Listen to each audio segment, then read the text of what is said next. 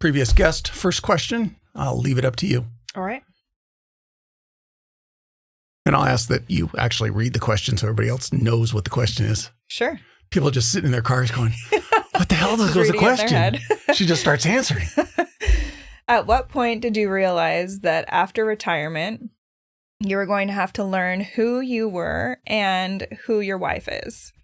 So being that I did not retire and I am married to a man, my husband, we'll have to alter this question just a little bit. I would say that I had to learn a whole separate version of me very soon after I left the department. I left the department, got pregnant with my second child almost immediately, and I was thrown into being a mom to a toddler and a newborn. I didn't do well. So at that point, my husband was pretty worried, but he was still, he's a deputy sheriff for the San Diego Sheriff's Department. And he was still going to work, working shift work. So I was at home a lot. And I learned very, very fast that I needed to figure out who I was aside from being in law enforcement and aside from being a mom and aside from being a wife. And then, with that, I had to kind of pull away from those roles and learn me. But then I had to come back to my husband because I have a different role. I felt like a different person. It was definitely an identity crisis. How many years into the job were you at that point? I was just shy of 5 years. So right at about 5 years. I was on the department from 2011 to when I ultimately separated in 2016. So it was, my son was, let's see, he was born in 2014. So he was just about to turn 2 when I left San Diego Police Department. I'll call it animosity, in the sense of you being the one to give up your career? Oh, man, that's a tough one. I don't have animosity. It was definitely, there were days of resentment for sure. There's always days of resentment, being a mom, and I had to give up my career as it was my dream job ever since I was in high school, even in college, which is a whole separate story. But everything led to me wanting to be a cop. I did my senior project on being a canine officer, and that's all I wanted to be. So when we did make the decision for me to separate from the department, I was like, it's obvious. I drop my kids off. I visit, or my son, I had one at the time, drop my son off. I visit him from time to time before I have to go back to graveyard shift, which is 9 p.m. to 7 a.m.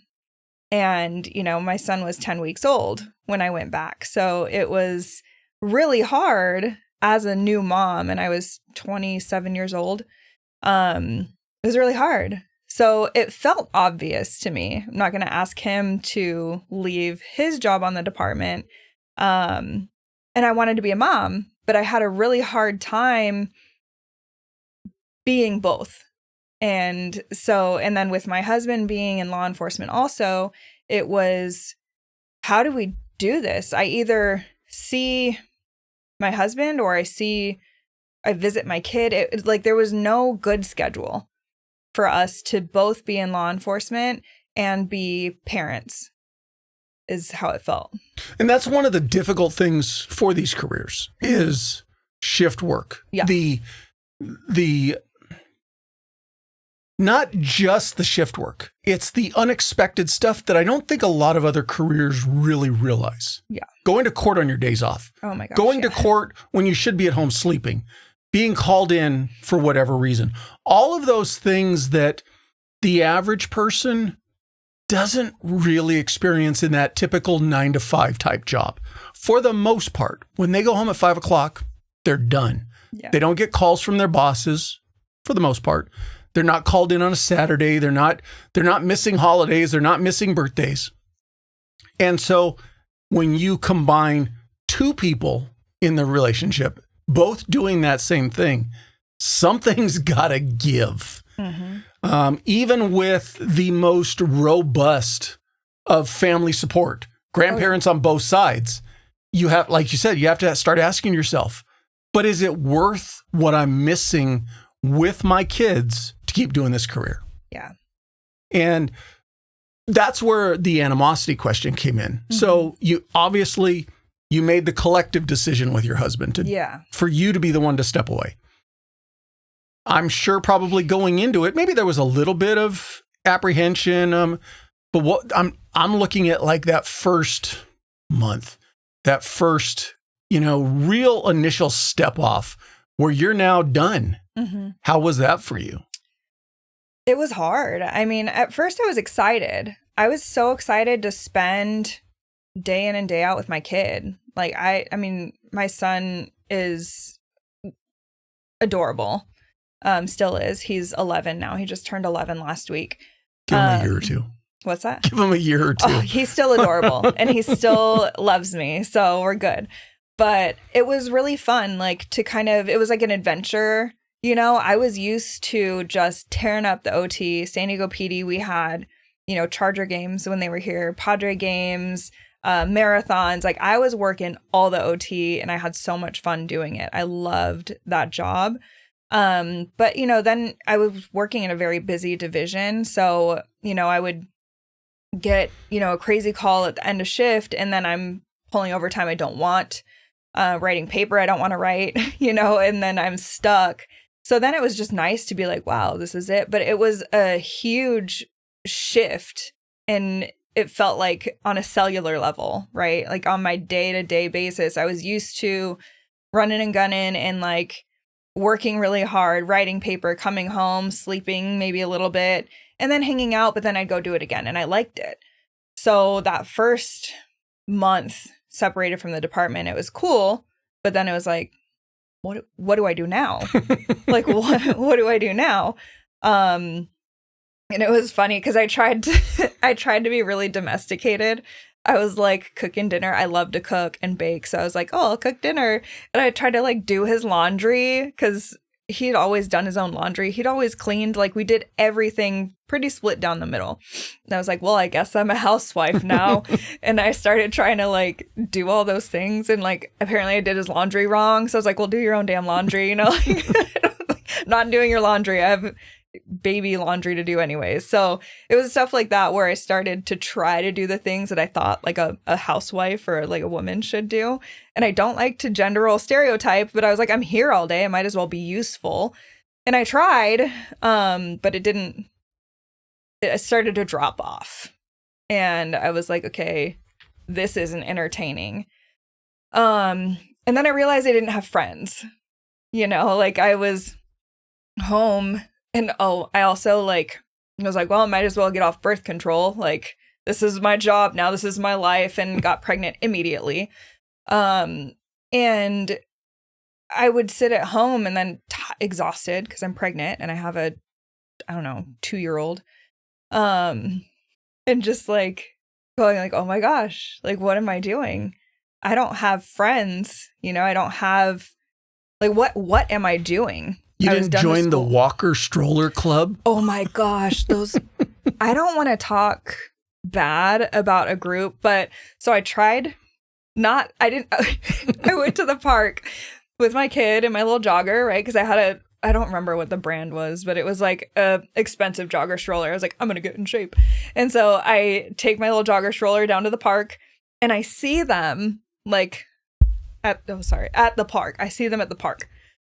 And I'm like, and they see you. I got a flyer, of course, but I'm like, oh, thanks. And I don't want to be rude, but like, I was kind of like, what is this? Right. And I'm watching them. It's like, C is for cookie, cookie. And they're like doing squats in front of their kids. And I was like, absolutely not. Never in my life will that be me. I'm going to just be over here. Love you guys, but no, thank you. But I try to get outside. I try to do things not like that, but take my kid to the park and play and stuff. But it got boring really fast. Really, really fast. Well, I'm going to use that as a pivot point. Okay. Because you mentioned growing up, your dream was to be a cop. Yeah. So let's take you way back to the beginning. Okay. Where were you born? Where'd you grow up? What formed you as the young woman who wanted to become a cop? Okay. So I grew up, I'm born and raised in San Diego. My dad worked San Diego PD for 30 years to the day. And my mom was a dispatcher. She worked patrol also. And dispatcher and a cop? Yeah. Or like did not dual. Oh, okay. Like, so she started as a dispatcher, went out to patrol. Yeah. Similarly, found out it wasn't for her being in a 2-cop household and trying to raise kids, you know? So she separated from the department. I want to say early 90s. But yeah, so I always wanted to be a cop. And I think it's just because that's what I was surrounded by. I wanted to help people. I didn't want to sit in an office. Brothers, sisters? Do you have brothers, sisters? I have a sister. She's 18 months younger than me. She have any draw to law enforcement also? No. She enlisted in the Navy at 17 and did like the ROTC program at USD. And she didn't finish that. She actually withdrew about a year in and was like, oh, never mind. That's not for me. But she wasn't drawn to law. She would come to on ride-alongs with me for fun. But no, she wasn't drawn to that. So I just didn't want to have a job where I did the same thing every day. I wanted to be outside. I wanted to get to know people. I wanted to do things that were adrenaline pinching. You know, I liked to just do something different every day. And so going on ride-alongs with my dad, he was a detective. So I'd go sit in like the detective bay with him, you know, instead of going to school sometimes. And I just really liked it. I liked the camaraderie. I liked the stability. You know, there was never going to be, I thought, you know, there was never going to be financial instability. You know, there's a retirement. Especially not for the city of San Diego. You wouldn't think. But I was excited to have a career that was stable. We always need cops, right? We always need cops. We always need first responders. Solid retirement, solid medical benefits. And I figured I would be set, you know, if I got into that as a career. So I did stay on that trajectory, like through high school. How old were you when you could, or can you pinpoint how old you were when you said, I want to be a cop? No, not really. I want to say like when I turned 16, that was one of my birthday gifts was a ride along with a canine unit. Because I remember that as like a very like tangible date of I want to be a canine officer. I actually wanted to be a mounted cavalry, but they actually disbanded that right before I got on the department. So that was a bummer. So we're going to get into this down the road. Have you always been in and around horses? No. Oh. I mean, yes and no. Like there were, when I was little, and I don't really remember this vividly, but there are pictures of me riding horses, you know, in a diaper, or when I was little, just like without a saddle, just put on a horse and going. But I never had my own. I just had always loved them. But what I'm getting at is like your mom and dad weren't into horses. You weren't in a horse community. That type? Okay. My mom had one when I was a baby, but if I remember correctly, it bit her. It wasn't a trustworthy horse, so she got rid of it. I don't remember the whole story of that one, but no, I wasn't around horses. When I was 18, my best friend got 2, and we were just all over creation at 18 years old. With an excursion, pulling a horse trailer. Like every day we would go down to the mission trails in Santee and just ride out. And it was pretty impressive looking back now, going like, oh my gosh, her parents let us take their excursion. 2 18-year-old girls loading up a horse trailer and just, we'll be back later. What could go wrong? Yeah. And nothing did. Thankfully, nothing did. We had a great time doing that.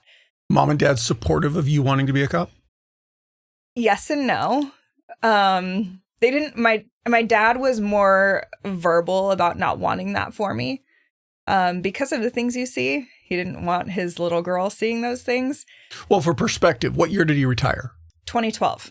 So he came on in 1982.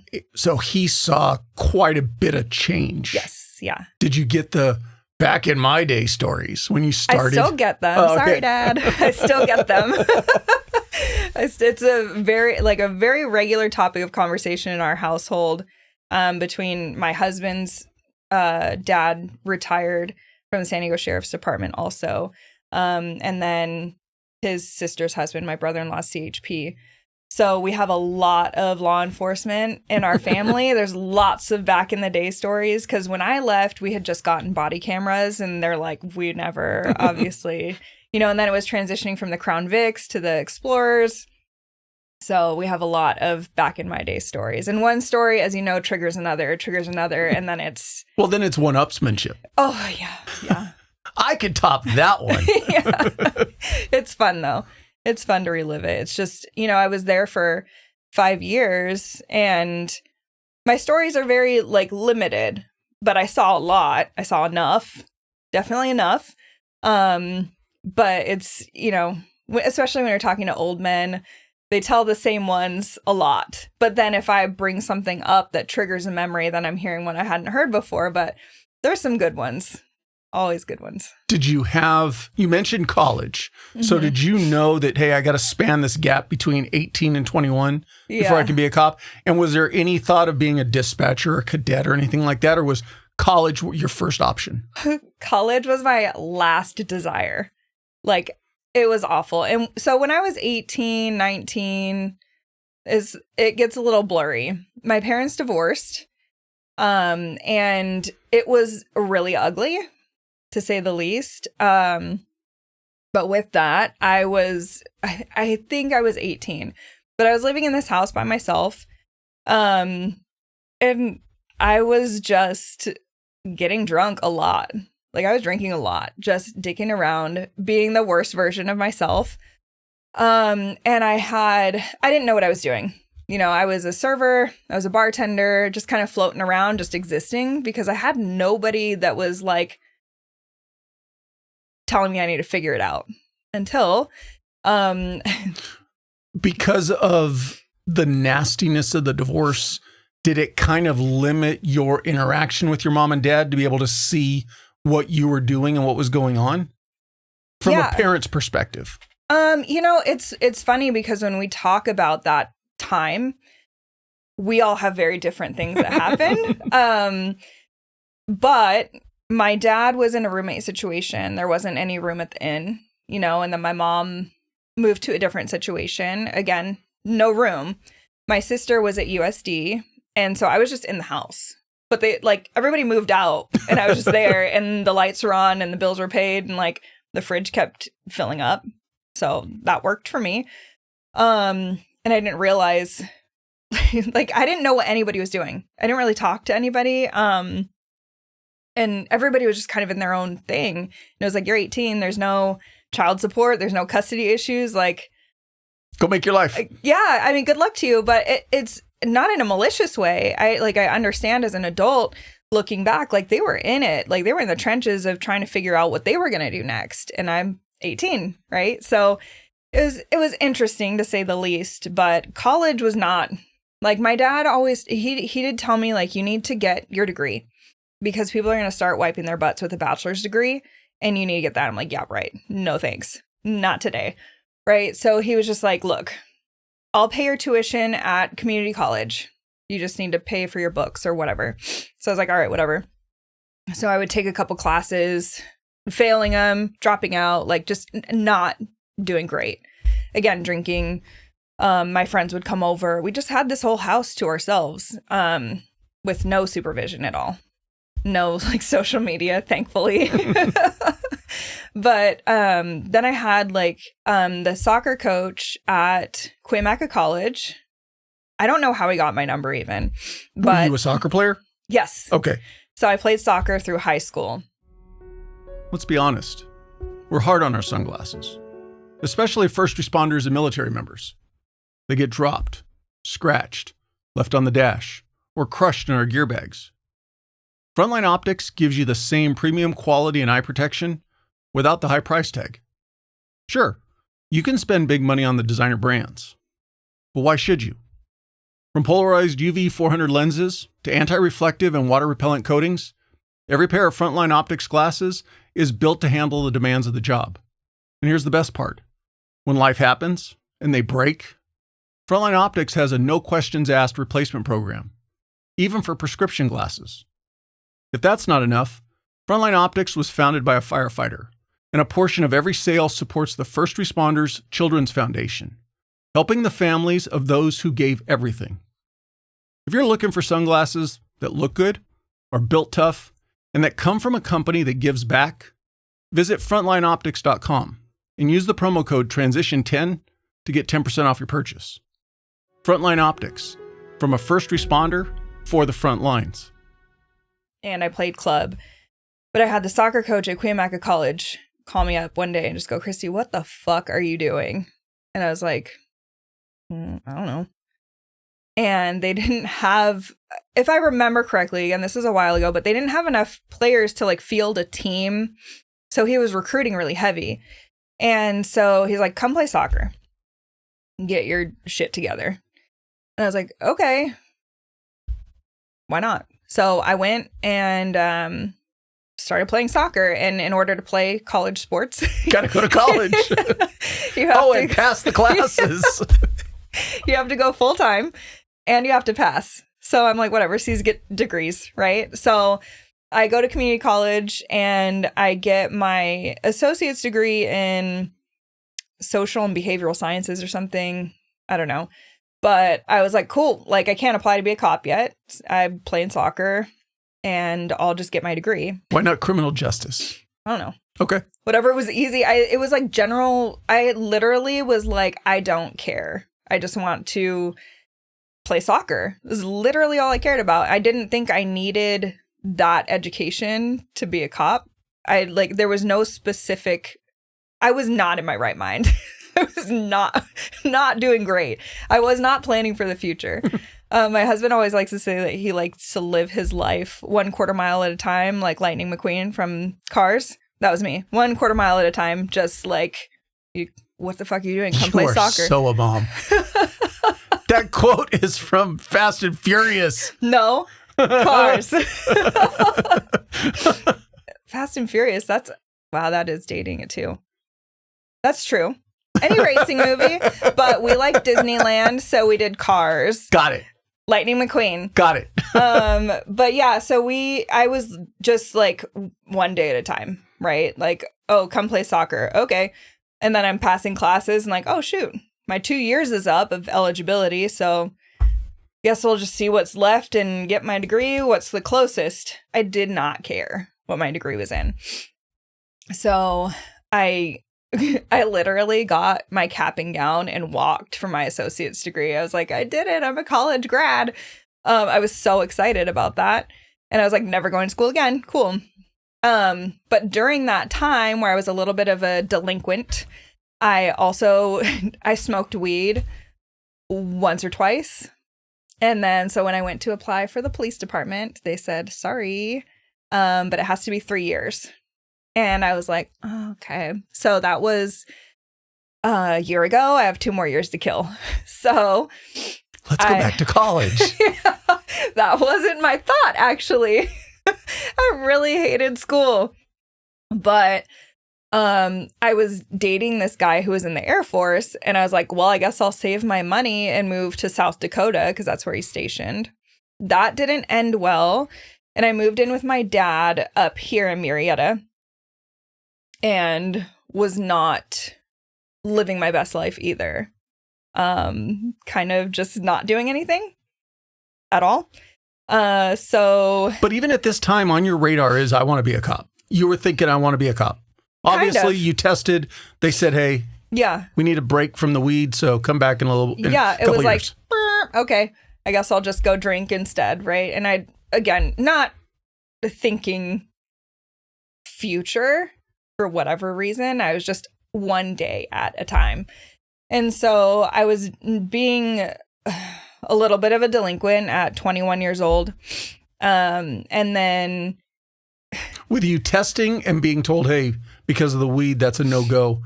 It was a DQ. Your dad is, even at this point, is like not saying anything like, hey, if you want to be a cop...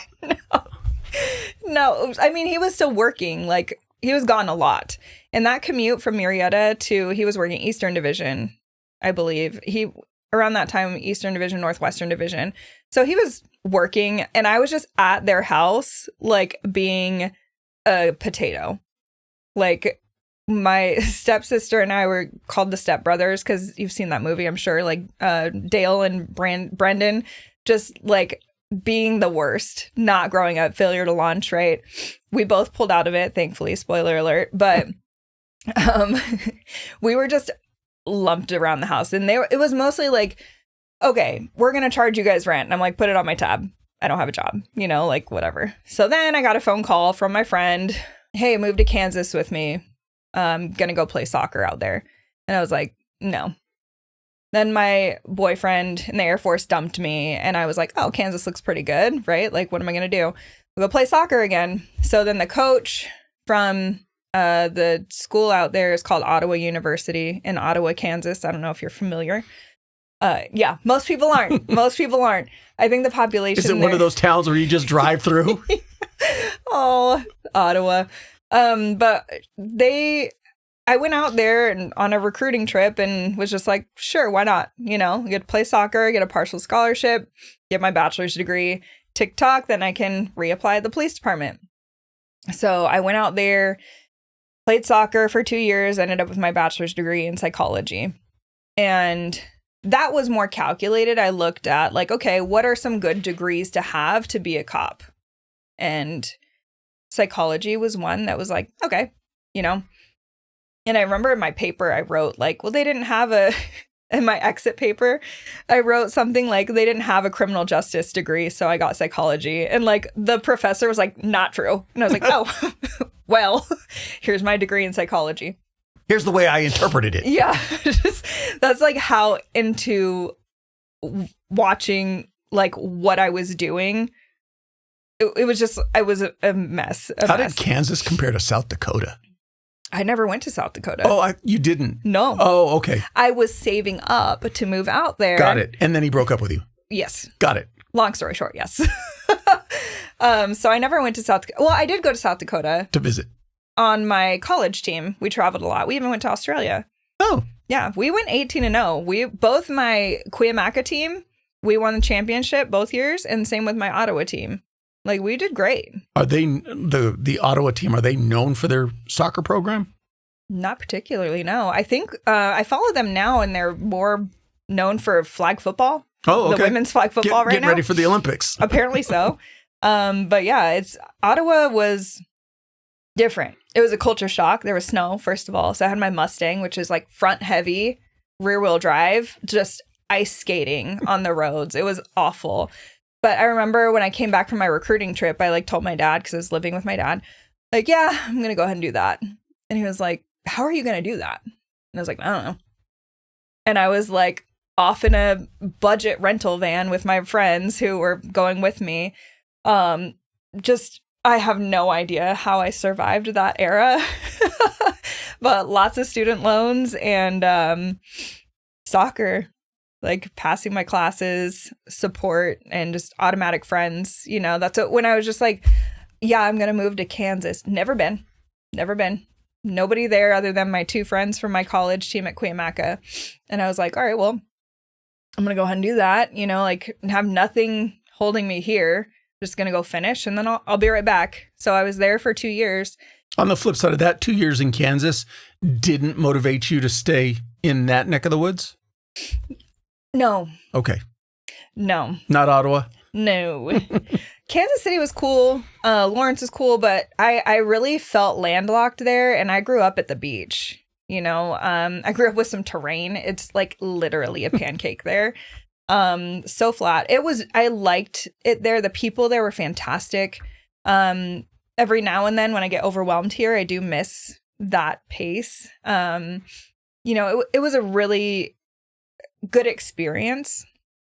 But I had no intention of staying there. And I did keep my nose clean there because I was like, all right, when I'm done here, I'm going to be a cop. I'm going to go back home. And it was always San Diego PD for me.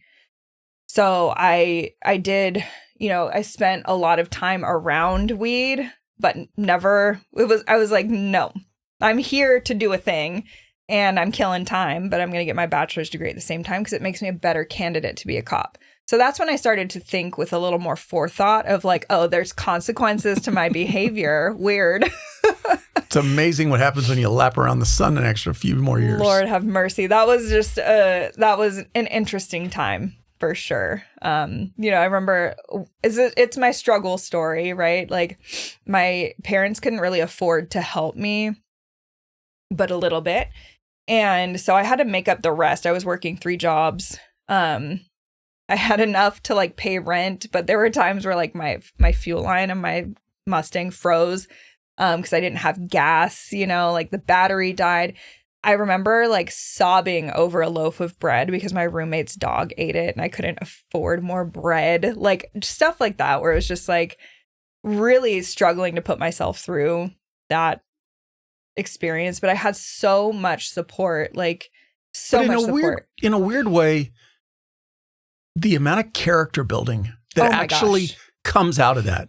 When you get to that point where you're crying over a loaf of bread, I would imagine that in time or as you move forward in life, it really puts perspective on what you perceive as something that's a bad situation. Yeah, absolutely. And that's where I've kind of, now that I have my own kids, I'm like, okay, how do I give them that like grit? How do I bless them with overcoming adversity, but also like supporting them? And that's where I'm trying to find that sweet spot in my parenting role. And thankfully, they're just in elementary school right now. But trying to figure out like, how can I support and uplift, but also give them some of that grit to overcome adversity? Because I did overcome a lot of adversity, certainly not as much as some people, but there's, a decent amount. But I don't want my kids to ever wonder. Like there were days where I was like, I don't know how I'm going to eat, like I'm not sure. But on the younger side of you, put yourself in your kids' role, 11, 12, 13 years old. Were you already very independent, and were your parents encouraging of that? I don't remember that much about my like childhood. I mean, I do remember that we grew up in like a cul-de-sac. We had a great childhood from what I remember. I don't remember any like specific personality traits of myself. I am a firstborn, so I was more in the like bossy leadership roles, but I don't know that it was ever any like, like, oh, Kristi is this way. It wasn't like, oh, she's always been so independent. I feel like I grew up in a generation where we drank water out of the hose in the front yard when we got thirsty, like always messing around doing stupid things. We were more independent as kids. It's like we came home when the lights turned on in the porch, but I don't know of any stories of me being like fiercely independent or anything like that. But bottom line is you made the decision to pack up in a budget truck, head to Kansas. Yeah. And not that you weren't under 18. So it's not like your mom or dad could say, no, you can't. Yeah. But there was no pushback of like, you shouldn't go to Kansas. No. So there was, in a weird way, there was that encouraging of, hey, go experience your life, figure it out. Sure. Yeah. There was some skepticism for sure. It was like, what's your plan? And I'm like, well, I don't know. I don't have one. But there was never like, no. It was, I think the support that I got like from my dad was, we don't have much to give you, but I can give you this. Do you want a lump sum or do you want monthly? I said monthly. Monthly, please, because if you give me an amount of money, I will blow it on the dumbest stuff. So I am forever grateful for that because I had, it's funny because we had a 4-bedroom apartment and my rent was $175 a month, $175 a month. My dad would give me $150 a month. So I had to come up with $25 to pay my rent. So I always had a roof over my head. Maybe not bread all the time and maybe not gas. I remember one time my dad was upset because I didn't send him a birthday card in the mail. And I was like, do you know how much birthday cards cost? Can't afford a birthday card. Send me money. So, I'm so grateful to not be there anymore. But it was definitely an experience for sure. So as soon as you graduated, back to California? Yes. And how soon were you in the academy? Let's see. I came home in May of 2011. And I want to say May of 2011. Moved in with my dad. And I got a job bartending and being a server and a cart girl at a golf course. And I was hired by October 2011. But had you dialed yourself in at that point? Were you squared away? Pretty much, yeah. I was fresh out of being a college athlete, which taught me a lot. We were doing 3-a-days, so a lot about nutrition, a lot about fitness. I wasn't going out and getting hammered or anything like that. I was living with my dad. My dad held me a lot more accountable when I was under the same roof. It was like, hey, what time are you going to be home? And I'm like, I'm like 22 years old, Dad. Don't treat me like a baby. Yeah, he's like, it's common courtesy. I'm like, whatever. But I did move back in with them, and I did the academy. I want to say it was October of 2011. I graduated in April 2012, and I spent the academy with them. And so I commuted. I had a great group of people up here because, as you know, there's a lot of cops that commute back and forth. No, not at all. From here because it's affordable. We can't afford the city we serve. But we would have a carpool group. San Diego, its own academy or a multi-agency academy? Regional. Yeah. So funny enough, that's how I met my husband, was in the academy. So we had a carpool group. But then we tried to start a study group, right? And my husband tried to start the study group. So it was like anyone who lives in North County. And so he starts this study group, and I'm fresh out of college. I don't need help studying, but I did need help shining my boots. Because I was not good at that. So we start this study group, and it's just me and him. And so I helped him study, and he shined my boots. And I know he's going to listen to this, but he was such a douche to me. Oh my gosh. He was so mean. And I was like, ugh, like, why? Like, ugh. What on earth is your problem? And I'd like go after him like, okay, are you going to be a dick today or are we good? But when I told him that I loved Brett Favre, I don't remember what the other things were, but he was just like, oh my God, I'm going to marry you. And then he did. But, yeah, we went quick. We started dating in like December while we were still in the academy, and we moved in together in February. And then we were engaged the following September. We had like a year-long engagement or whatever, but working, like living like 2 patrol cops in their mid-20s. Did he not have to go straight to the jails? No, he was a jail deputy before he got hired for the LE side. So he got hired when he was 19 to work the jails. So when he got hired as LE, he got to go straight to patrol. So we were both doing patrol phase training at the same time. So that was wild because, again, here I am trying to be domestic, and I'm like, getting off shift, first watch, whatever. And I, which was 6 to 4. And they work 12.5. So he's 2.5 hours longer than me, but we lived in Forest Ranch. So I don't even know where he was at the time, probably Vista. But he would obviously have to take everything, all the paper, everything, no mercy. And I would come home, make dinner, and I'm like, where the fuck are you? Like, and I obviously understood, but it was like that rude awakening of like, holy cow, married to a cop. Like our schedules are just insane. They're basically non-existent. Right. I'll get home when I get home. I'm trying to like get engaged, right? So I'm like, ooh, I'll make dinner. I'll be wifey material. Oh my gosh, what a mess that was. I'm like, it's in the fridge. I ate. I'm going to bed. Like, oh, that's what I get for trying to be domestic. Who got into the first pursuit? Oh my gosh. That's a great question. Probably him. He worked Vista right out the gate. I worked Central Division. And I think he spent their phase training is different than ours, so I don't really remember his. Mine is even spotty, but I know I did Central Division. They tried to really flush me out of our academy. I had a hell of a time. They like pulled me into the office. They told me that I wasn't meant to be a cop. They told me I was going to get myself and everyone else around me killed.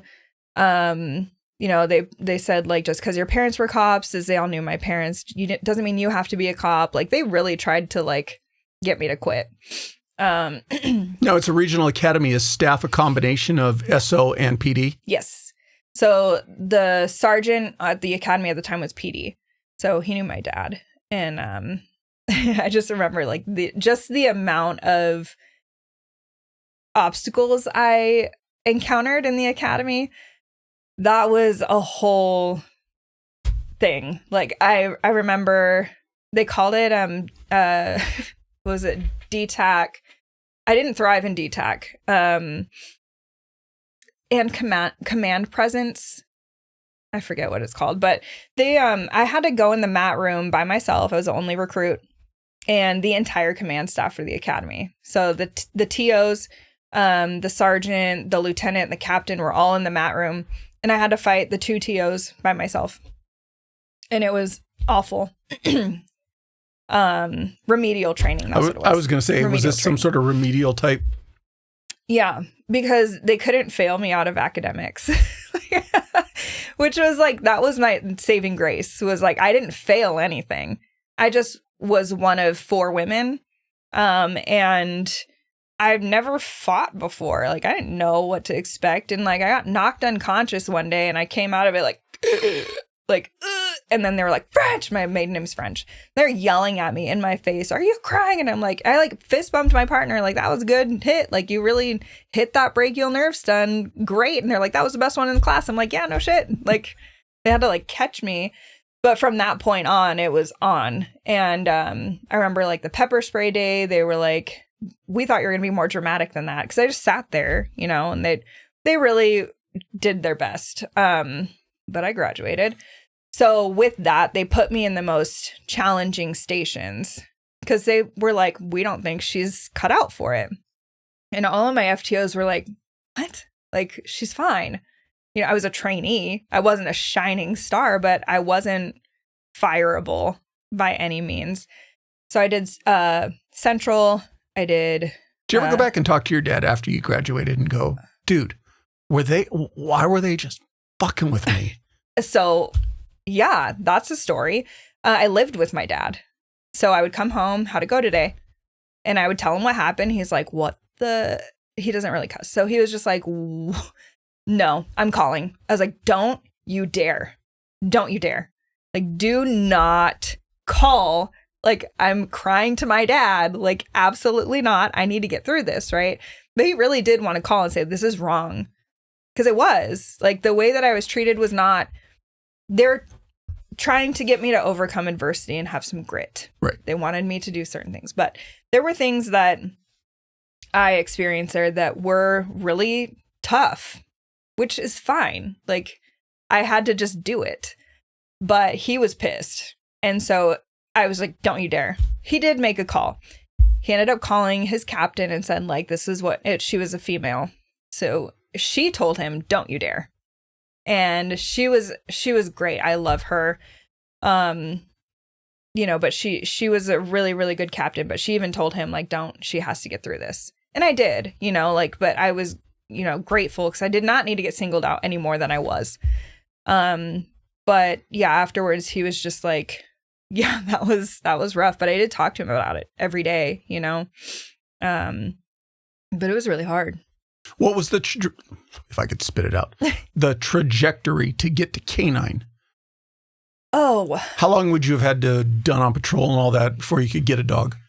It wasn't anything like crazy. I could have done it while I was there.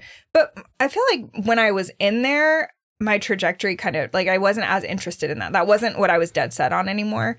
I actually, stupidly enough, wanted to work homicide. And I remember telling my dad that, and that's what he did at the end. And he was just like, don't do that. Don't do that. And you want to talk about being away from your family. It's just because I wanted to do all the things and I loved investigating. And I liked doing that stuff. Like, I responded to a lot of homicides where I worked, but I don't know why I wanted to do that. to be honest. I just like wanted to do the big show, you know? And he was just like, don't do that. But I was just having so much fun. When I left, I was an FTO, and I really loved training. I had a few trainees right before I left, and I had a lot of fun doing that. So that was kind of inspired by the academy. Is like, it's a hard enough job. I don't want to like have people go through the same thing I did while they're learning. Like, I want to create an environment where people can actually learn and retain the information, not like black out because they're so stressed. It's a stressful enough job. I want to teach people how to be good cops. And so I did go into the training role, and I really enjoyed that. I was also a PERT officer, which is our psychiatric emergency response team. So I rode with a clinician, and I really liked that too. I liked helping people who were struggling with mental health. Obviously, there's plenty of people who are like... One or two in San Diego. I mean, and there's people who just want the ambulance ride because it's cold, right? Like, but the people who actually needed help, you know, and I worked with a great social worker. And so we would go to calls where people just needed more resources. And so I really enjoyed that role of not being so rushed in getting people where they needed to go and being able to provide resources and getting people the appropriate care rather than just like, because, you know, there's a lot of people who are like, oh my God, not another 5150. And they're just like, get out of here. Right. But my social worker and I had such a great working relationship that we really did take the appropriate amount of time. We weren't sitting on the calls, but making sure that that person got the best care possible. And I really did like that. So I was still kind of sorting out what exactly I wanted to do, but I really did want to go the training route. So I got my FTO pins, and then I think I was looking more at going to the academy because that's where I wanted to make that difference. Because I really just didn't want people to experience what I experienced, especially women. Academy staff full-time for San Diego PD? Yeah. Can you get that as a full-time assignment? Mm-hmm. Yeah. My last trainee actually went there. He's like a big timer now. They love him there at that department, but he went to the academy and he was an FTO, or he was a TO at the academy. So it was so cute. Does jiu-jitsu come to your life before or after you got out? After. Okay. Yep. That's an after thing. And that was something my dad always told me. You want to be a cop, you need to do kickboxing or something. And I was like, meh, no. Ugh. There's so many things. Even when I was like a nanny, because there was a period of time where I was a nanny, just trying to like get my life together in between school, trying to make some money. And I remember this so vividly, this memory. I was driving up the freeway in my Mustang, windows down, because I thought if I ran the air, like my gas would run out faster, and I didn't have any money for gas. And I was on the phone with my dad, and he was just like, you really need to go back to school and pursue your degree in counseling. I don't know why you want to be a cop so bad. I don't know why you don't just be a therapist. And I was like, never going back to school. Oh, we talk about that often because now I'm a therapist. And he's like, yeah, see, I told you. He loves a good I told you so. And that's the ultimate. That is the ultimate I told you so. And again, I blew him off and I was like, no, I want to be a cop. Had some really horrible experiences, among good experiences. I, again, loved that job. Had a lot of really good command staff that were, helping me become better and be a good cop and, excel in my career. So they were pretty surprised when I gave my notice. It was really emotional. But I asked my sergeant, to talk in her office, and I just said like, hey, I'm going to have to give my notice. And I just dissolved, right? They take me to the lieutenant's office and they're like, is there anything we can do? Like any shift? And I said, I've worked them all, I've worked all the shifts. Night shift doesn't work. I don't see my kid. Second watch doesn't work. That was probably the easiest one because I was 2 to midnight. So I would get home, I could sleep for a few hours and then I could see my kid. But then at noon, I'm going back to work because the commute. You're definitely in a catch-22. You could make it work. you and your husband are never going to see each other. Exactly. Or Yes. you're never going to see your kids because you and your husband are going to see each other. Right. And we were talking about having another kid. And so it was like, this is so weird. I feel like I have to ask permission. Like I have to ask our support system because the childcare for first responders is non-existent. It's like you have to hire somebody that you trust to live in your house while you're gone because it's overnight. Like Eric was 10 weeks old. That's my son. 10 weeks old when I went back to patrol night shift, and I'm pumping at the station. Like it was awful working a huge substation. I worked Central Division at the time. And I didn't always have the time to go like, hey, partner, we got to go back to the station because I'm busting here in my vest. Like this is horrible. So, we felt like we had to ask his parents. They lived down the street from us. Can we have another kid? So that's where it got. So like, I either don't see my husband and we'd like just tough it out until the kids are in school, or somebody has to go. And it, like I said earlier, it obviously doesn't make sense for him to be a stay-at-home dad. We joke about it now that maybe that would have been the right choice. But because I was doing well on my department and I loved it. But, I think I also have a very romanticized version of that time in my head because I do remember those really hard shifts, It's evident in the nightmares, that we get when we leave. And just the stress that just embeds itself in your DNA. But I found out really quick that, that was my life.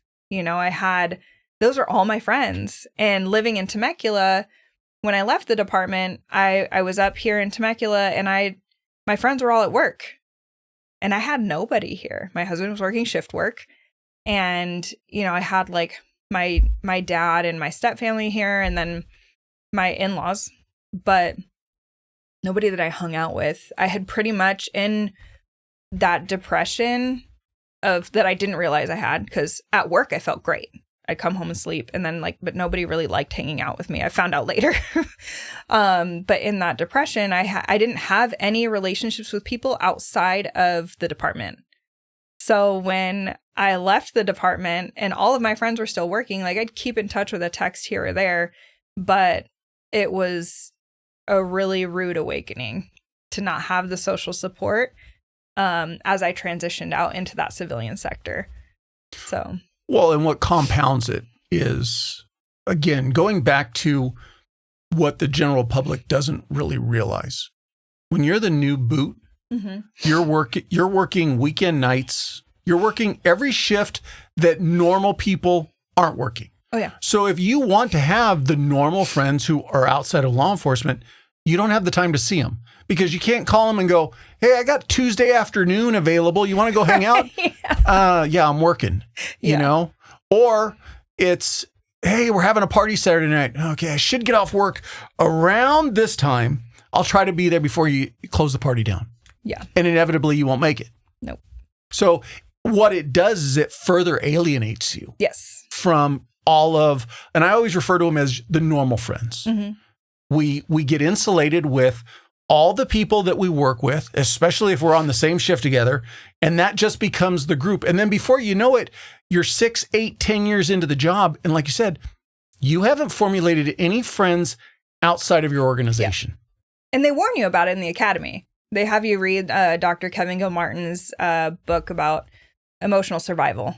And it's like, you have to have these friends outside the department, but it feels impossible because like you said, when you have like Tuesday, Wednesday, Thursday off, but you're also working graveyards, it's impossible to find people to hang out with that are outside the department. But then at the same time, I wasn't super interested in it either because each of us is on the grind. It's that early alarm, the extra rep, the drive that doesn't quit. Grind, spelled GRND, is the mindset that pushes you to go further when most people stop. Founded by a former Army Ranger, Grind Activewear is built on one simple mission: give 100% and then some more. Every piece of clothing is functional, durable, and made for people who outwork the rest. On the field, in the gym, or wherever you're building your next lane. This isn't just clothing. It's commitment woven into fabric, rooted in American grit and culture. Because when you wear Grind, you're not just wearing a logo, you're representing effort, discipline, and purpose. Check out thegrndcollective.com and use the promo code TRANSITION15 for 15% off your order. You're already on the grind. Now wear it. I was in that new boot phase. I was a boot the whole career, right? But like where I was adjusting to the things that I've seen on shift. And then when I hear normal people talking about things that are really bothering them, I'm like, oh, like you should have seen what I saw last night, you know? And so it was hard to relate, especially to women. And I hate being like that. And I'm not like that anymore. But as a woman in a male dominated profession, it was really hard because, you know, I had my squad mates and they were my friends, but they're married, you know, and their wives were always looking at me like, who's this? So calling and texting the guys is not the same as a woman. And it's not appropriate, which is fine. But I didn't understand that as much as I understand it now. You know, so squad parties and stuff, it was like, oh, meet my wife, you know, here's my girlfriend, blah, blah, blah. And I'm like hanging out with these women who I'm sure were great, but I didn't even give them the time of day because like the guys are my friends, you know, those are my like best friends, my teammates, my squad mates. And some of them, you know, like my old partner that I worked, Northwestern and Central with, we spent 14 hours a day together minimum. And then we work overtime together. He unfortunately tragically passed away a couple of years ago, but it's still just like once we weren't working together anymore, you know, we kind of lost touch because it's not appropriate. And again, that's as a woman working in a male dominated profession. So I was alienated from all the guys, and I still keep in touch with some of them, but it's not like we go out for beers. You know, like, whereas when I get off shift and we'd all carpool up to, you know, North County or Temecula, we called it beer and eggs. Like we get off at 7 a.m, we grab a beer, we get breakfast in Old Town San Diego, and it turned into a little bit of a tradition. Or we go to the waterfront. We like the waterfront on Kettner. So good. But we called it beer and eggs, which sounds horrid. But when you're getting off work and you just want like a really cold beer and breakfast, because it's breakfast time, most people are serving breakfast. That's what we did. But again, like leaving. What a lot of people don't realize is when you work 9 to 5, when 5 o'clock rolls around, well, I hear the younger kids are drinking less and less. That bugs me. It's just weird. But that 5 o'clock bell rings. Everybody's talking about, hey, let's go to the bar. Let's have a beer. Yeah. Happy hour. The same thing is appealing at 6 o'clock in the morning when you're getting off shift. Yeah. You just mix it with breakfast instead of a steak. Right. Well, we did steak and eggs too. Okay. Y'all protein heavy. It's not like, you know, you're getting like queso, chips and queso or something at 7 a.m. It's steak and eggs, beer and eggs. One of the best things I ever had was a late drunk night in downtown Denver. And this restaurant served pancakes. Love pancakes. But I could get a mimosa with it. Yeah. So mimosa and pancakes at like 2 o'clock in the morning was amazing. That is nice. I know we frequented, it's funny because in downtown San Diego, there are some diners, but they're so densely populated. We would end up in the outskirts in Barrio Logan usually.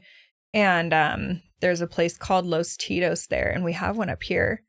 And it's the same food. So imagine my happiness when I happened upon it, because it's the same, but it's just a different location, obviously. And the food's the same. But we would end up there. I was eating burritos at like all hours. And then if you get to know the 7-Eleven clerks, they make the coffee for you at 3 a.m. So you're not drinking burnt coffee, you know? So those are fun times. I really loved working graveyard shift. I always used to tell people that working night shift or graveyards, whatever you want to call it. When we went to 12s, it seemed like you worked the entire damn night. But yeah, there's just, however you want to say it, and maybe it's not politically correct, there's a different clientele of people that are out and about at 2 o'clock in the morning instead of 2 o'clock in the afternoon. And for the most part, they're more fun to work around. Yeah. Yeah, especially like in a residential neighborhood. That's what like my partner Brett, who I worked with for most of my career, he's the one who passed away. We like he was the hunter, and I like would just I mean, he just had a nose for this. And I'm like, how did you even like see that? And he's like, well, you know what? He just come up with the stuff that he had like a photographic memory. I respected him so much as a partner. He was such a good partner, but we complemented each other well because I would just like, I was good at writing paper. I was good at like, okay, what do you need? Got it. Yes, this is like, you know, we had a really good time. We had a great working relationship. But yeah, we really enjoyed working night shift just because there's no traffic. It's like the people that are out and about are usually after a certain hour up to no good. And it's like shooting fish in a barrel, but the fun kind. Coming out of it, you made the decision, all right, I'm going to step away, I'm going to be mom, I'm going to be the domesticated queen. Yeah. Was work on your horizon? How does the jump happen to get into therapy? Oh gosh, I was really struggling.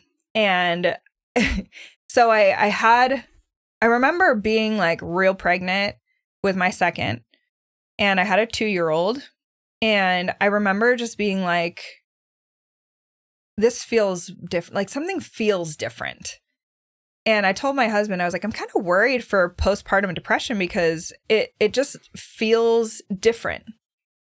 I don't feel great. And I had the baby daughter, and I just took a mental health nosedive, like a nosedive. I, again, didn't have friends still. And my sister was probably my closest friend at the time. She was living all over the place, you know, not near me. And I just remember like, and this, I hate that I'm going to say this. This sounds awful. I couldn't look at my daughter, and there was like no affection. I was like, God, you're so inconvenient. You know, just crying all the time, like, and the crying, holy cow, I could not handle it. Like, she was kind of high maintenance as far as babies go, from like other people who came up to visit, and they're like, let me see your new baby. They're holding her and like, wow, she really doesn't like to be put down. I'm like, no, she doesn't. And she never stops crying. And like, I hated it. I was potty training my son at the same time, and I just took a mental health nosedive. And that's when I had my first panic attack, trying to manage my kids. And I remember I texted my mother-in-law and I said, can you like, when you bring Eric home, because they took my toddler for just to like hang out, give me a minute, but he wasn't the problem. Like, he was not the problem. But they took him. I said, when you come bring Eric home, can you like hold Claire for a little bit? And like, I didn't know how else to ask, right? So they come over, and I'm so grateful they recognize that as like a cry for help. But they come over, and I remember this vividly. My father-in-law sits on the couch. My mother-in-law takes the baby, and I'm trying to like put a sheet on this like bassinet, and I'm like shaking and like, you know, like trying to get, and I could not. And my father-in-law like gets over, like grabs it from me, and he starts putting it on, and they're like, why don't you go upstairs and lay down? They were so sweet, but they knew I was unwell. So I go upstairs and I just broke down, and I was like, okay, this isn't good, right? Like, something's actually, like, I've never had a panic attack before, but I couldn't breathe. And I was just like, I had a total mental breakdown, where I was like, I could not get control over myself. And I felt so alone in that, like, I knew my husband wasn't going to be home for hours. And I had to like get it together and take care of these kids like I did every single day. And like, it wasn't ending, right? So I pull myself together. I come back down. I said, you know, thank you so much. And they went home, and I was just like, whoa, like, that was crazy, right? But is that when I called a therapist? No. I was talking to my sister, and I was just like, on the phone, I was like, I feel like I'm just rotting Like I don't talk to anybody. I'm not working towards anything. I'm not doing like, what am I doing? Is this my life? Like, is this what I'm doomed to do for the rest? Like, these kids aren't even cute. Like, that's how sick I was. Like, I did not even, I was like, I love them, but like, oh my gosh, like you are so inconvenient to me. And that's, coming from a position of authority where people used to do what I told them to do and respected me just inherently, and I had, I was working my way up in the department. I was doing a good job. I was good at it. And then I go home and these toddlers and this baby, they don't give a shit what I tell them to do. They do not care. They don't want to give me a break. I remember getting sick and being like, oh, they don't care. Like, they don't care that I need to rest. They don't care about any of this. And I remember talking to my sister, just going like, maybe if I work towards something, like I feel like my brain's rotting. I am not doing anything or talking to anybody. Again, no friends. So, well, what's sad though is when you think about it, we put this weird kind of almost a negative on, and I'll temper my words how I say it, but basically, you're just a mom. Oh, you're just a homemaker. It's like they look at raising kids, and it's not, we as a society do this. Oh, yeah. Mm-hmm. Raising kids is you just raise kids. We never stop and really think about the people who spend all day with the kids. Oh my gosh. Yeah. When you go to work, if you have a crappy day at work, fortunately though, you clock out and go home. Mm-hmm. That has stayed behind you. Maybe there's a report hanging over your head for a cop when you got to go back to work. For the average person, that crappy day, they walk away from it. Mm-hmm. You as a mom, whether mother or father, if there's men out there that are home with their kids, you walk in the door, man, I had a shitty day. I just want a beer. I just want to sit down. You're like, I've had a shitty day too. Oh, and guess what? It's not stopping. Yeah. And so that it's, I've heard people talk about how when you're talking about the equality of a relationship, man, woman, and you've got the one who's bringing home the bacon, so to speak. And for whatever reason, we put more value on that person. And I heard somebody say recently, like, okay, yeah, I bring home a paycheck. I don't have the ability to tell a story to my kids at bedtime the way my wife does. How do you put value on that? How do you put a tangible value when you're trying to compare who's bringing what to the relationship? Oh, yeah. So it's a crappy situation to be in. Yeah. On top of you're experiencing that loss of identity, that loss of purpose. Yeah. Yeah, that'll set me all the way off, because that was something that I was proud of myself, that I'd overcome what I did, and I became a police officer, and that was all I wanted. So when I left and I'd meet new people, right, out and about, and they're like, oh, what do you do? And I'm like, oh, just a stay-at-home mom. I'm just staying home right now. And people are like, oh, okay. And I'm like, but I was a cop, but I was something cool, and then you learn, like being a stay-at-home mom is not easy at all. You have to have that time to carve out for yourself. And you have to have social support, like I learned that real quick, except I didn't go about it that way. Unfortunately, I learned that later.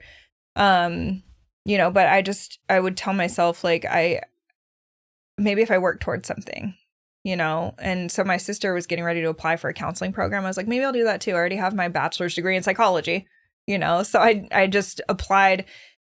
I applied at Capella. Like I talked to a couple of people that I knew who had went that route, because I was a psychology major, and people who were getting their psychology degree wanted to go on and get their counseling degree. And I was like, oh gosh, good for you. I was not interested in that option. But so I talked to a couple of people and asked like what a good online option was. My daughter was 9 months old at the time, and I was considering grad school. And I ultimately ended up applying because it was just online, and they were fully credentialed with KCREP and COAMFD, which don't ask me what those things stand for, but it's like accreditation bodies for counseling. And so that's how I ended up going from being just a stay-at-home mom to, okay, well, now I'm working towards my master's degree. And then again, how are you going to pay for that? I don't know. I don't know how I'm going to do it. I don't know when I'm going to do it. I just know that I'm going to do this, and maybe it'll entertain me, or give me some sort of purpose. And that's how I got into my master's track.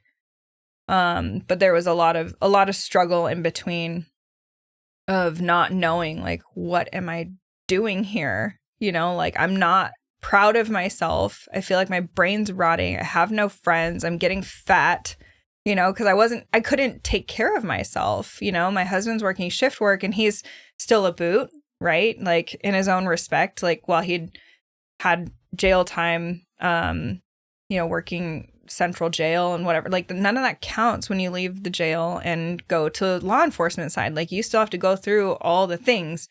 And so he was still working probably Vista Patrol and staying late and working overtime, especially since we'd cut our income in half. That was a whole different adjustment and struggle. So I had so much guilt about, now I'm no longer proud of myself for being in the career that I'd always wanted to do. I also went from making more money than my husband to zero money, and now we're struggling so that we can take care of these kids. But when you look at how much it would cost to outsource all the things that a stay-at-home mom does, you can't pay for that. Like, it's just one of those things where, like, if we were to do the daycare thing and, like, hire people to raise our kids, it would be my entire income. So it didn't make any sense. Well, and like we talked about earlier, though. Okay, so you make that work and somebody else raises your kids. Yeah. And then your kid's 13, 14 years old. And you're like, well, I don't have a relationship with my son or my daughter. Yep. Because I wasn't there. Right. Right. Somebody else raised them. Yep. And that was just not something I was willing to do. I think I missed some milestone, and as I was driving either to work or home from work, I don't remember, but somebody, like, told me, like, Eric started crawling or whatever, right? Or his tooth is coming in. And I just remember being like, this is not how I want to do this. This isn't how I want to do motherhood. And that's not at all what I had in my mind when I thought about being a police officer and having kids. That wasn't a obstacle that I ever thought about, because I was, again, one day at a time. And then when you start having a family, you're just like, oh, well, you just do it. I could not even fathom leaving the department. Like, when I see people leaving, I was just like, that sucks. Like, I don't understand that. Like, I'm going to be here for 30 years. And I genuinely thought that. And then I was just like, whoa, like, it was a huge pivot in priorities. And the department always says family first, right? It's a great tagline. It is. They really, really want to be family oriented and support you. They want to. But when you're understaffed, like... Well, and giving them the benefit of the doubt. At the end of the day, they have a function that has to be performed. Absolutely. For the residents of the city of San Diego. Yep. We hired you to do this job. Yep. Can you be here on Monday at 3 p.m. to start your shift or not? Right. Yeah. And I remember one time our sergeant was out and I was acting for a couple of weeks. And we were so understaffed. And I had two or three guys on my side of the division, which was the 10s, Logan Heights. And then I had one of the other guy on our sister squad was acting, and he had just a couple. And this is the gas lamp in downtown area. And we were just getting slammed. And I'm looking at the calls holding, just going like, oh my God, like, how are we going to do this? Because it was like multiple 245s, like multiple priority ones. And my guys are all working. Like, there's evidence to be collected, like there's stuff that you can't hurry. Like, literally somebody ran over someone with a car, like, these people need help. But then there's like this other thing going on over here. And my friend called me and he goes, hey. And I was like, oh my God. And he actually tragically passed too. But he's like, are you okay? And I was like, I just need to know that, like, this is the way that you would handle this situation. So I told him what I was doing. And he was great. Like, I had so many great people supporting me. But when being understaffed is a serious reality in all, from what I understand, is still a real problem. So there's always that guilt of like leaving your squad hanging, you know, to go to a dance recital or whatever people do, you know, to where you don't want to leave them hanging. You want to go out there and pull your weight, right? Like when you signed up for this job, you knew it was going to be, you know, long hours and you were going to miss stuff and your family understands. And it's just supposed to be the priority. And then they say family first. And then it's like, but actually, you know, because then, you know, the people on your squad might run you through the ring. And it's all just like, you know, talking shit and like whatever. But it never felt like family first. And I remember when I was brand new, not married, no kids, I did. Was it never felt like family first in the sense that you were now trying to balance your actual family? Because what I mean by that is when you're in the middle of it, like you said, and you've got your crew, your squad, whatever you want to refer to them at, all the people that you work on that shift with, it is a family. And every one of you has each other's back. Yep. And like you said, I don't want to not be there for them. What gets hard is you say family first, but we're not talking about my family. Yeah. We're talking about your family here at the department. Yeah. And so that's what I mean by I do believe that they mean it. I do believe that there are some agencies that are much better about really trying to do their best for their people.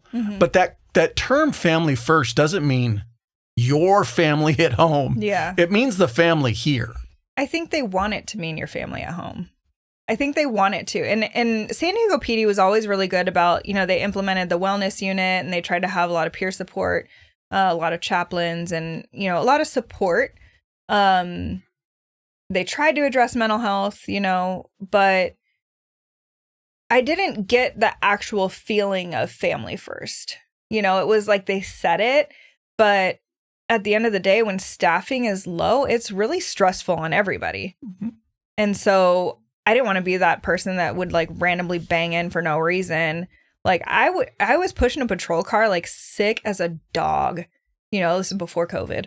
Because once COVID happened, you didn't do that anymore. But like, you know, just like eating like Dayquil and trying to get through the shift because I didn't like taking care of myself wasn't the priority. You know, it was like I show up no matter what. I imagine like as you get farther into your career, it's not like that. But like the point of my career where I was at, it was a priority. Like my team was a priority. And I wanted to make sure that I was there for my squad to pull my weight, especially as a newer officer. I didn't want it to look like I was, you know, a soup sandwich or lazy. There are a lot of dynamics to these careers that I don't think we as ourselves, when we're getting into them, really realize how it's going to impact us. Yeah. There's a selfish side of it because the careers offer a lot of amazing things to do, cool opportunities. It's funny because we in a general term, we'll talk bad about that person who comes to work, does their shift, goes home. Yeah. They don't want to do anything else. Man, don't you want to work the extra shifts? Don't you want to get to this team? You know, that's what we perceive as the cool person, the good officer, good military member. But the thing is all of that impacts our families. Yeah. I've had just as many guests who had to walk away from military careers because their spouses were like, hey, it's great that you're at the tip of the spear, but you're gone all the time. You know, you need to choose. Is it the military or is it your family? Because you're leaving us here alone 200, 300 days out of a year. Yeah. So it's one of those things that, and I'm not sitting here saying you shouldn't have a family while you do these careers, but they need to be better about really have that person come in and talk to us at the academy and go, hey, here's how I screwed up my kids. Yeah. I got that homicide spot. Yeah. Talk to any homicide detective. Yeah.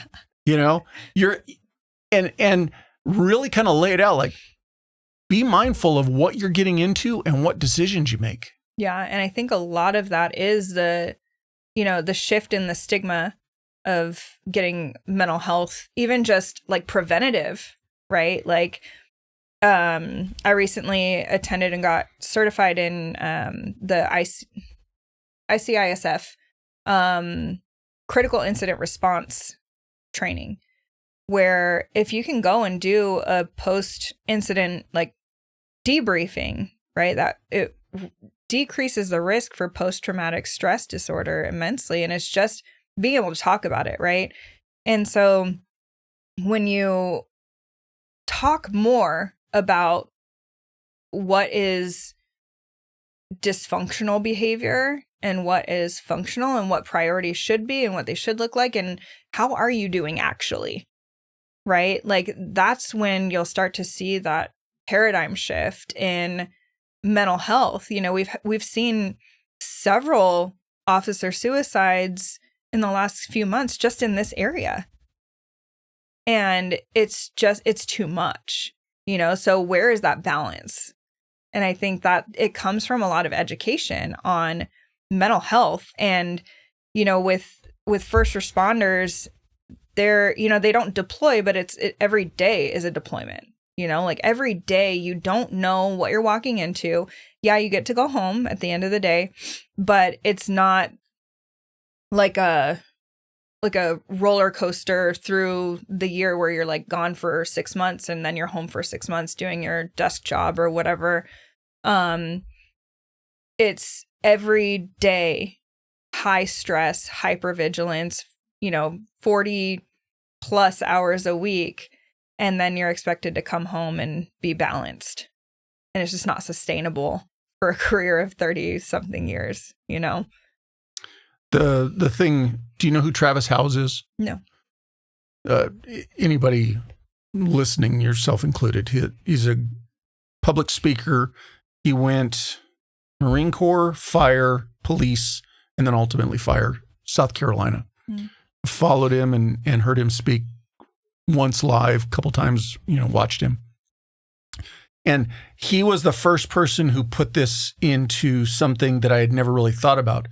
Yes, veterans experience horrendous shit when they deploy. But when they come home, for the most part, there aren't the reminders of what they saw overseas. You and I, every other first responder, we go to a call at walk and don't walk. Our partner goes down, a horrendous injury, whatever it is. We go through that intersection every day for the rest of our career. Even if there's not a call, we still go through that intersection every single day.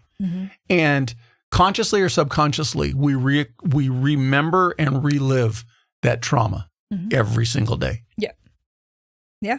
And it's so important to talk about it. And that's where it's, you know, I just remember going from like call to call, like seeing something horrific and then like get what you need for your paper and there's calls holding, get back out there, you know, like no, I don't want to say nobody, but it wasn't often that someone would say like, hey, are you okay? Like that sounded really tough.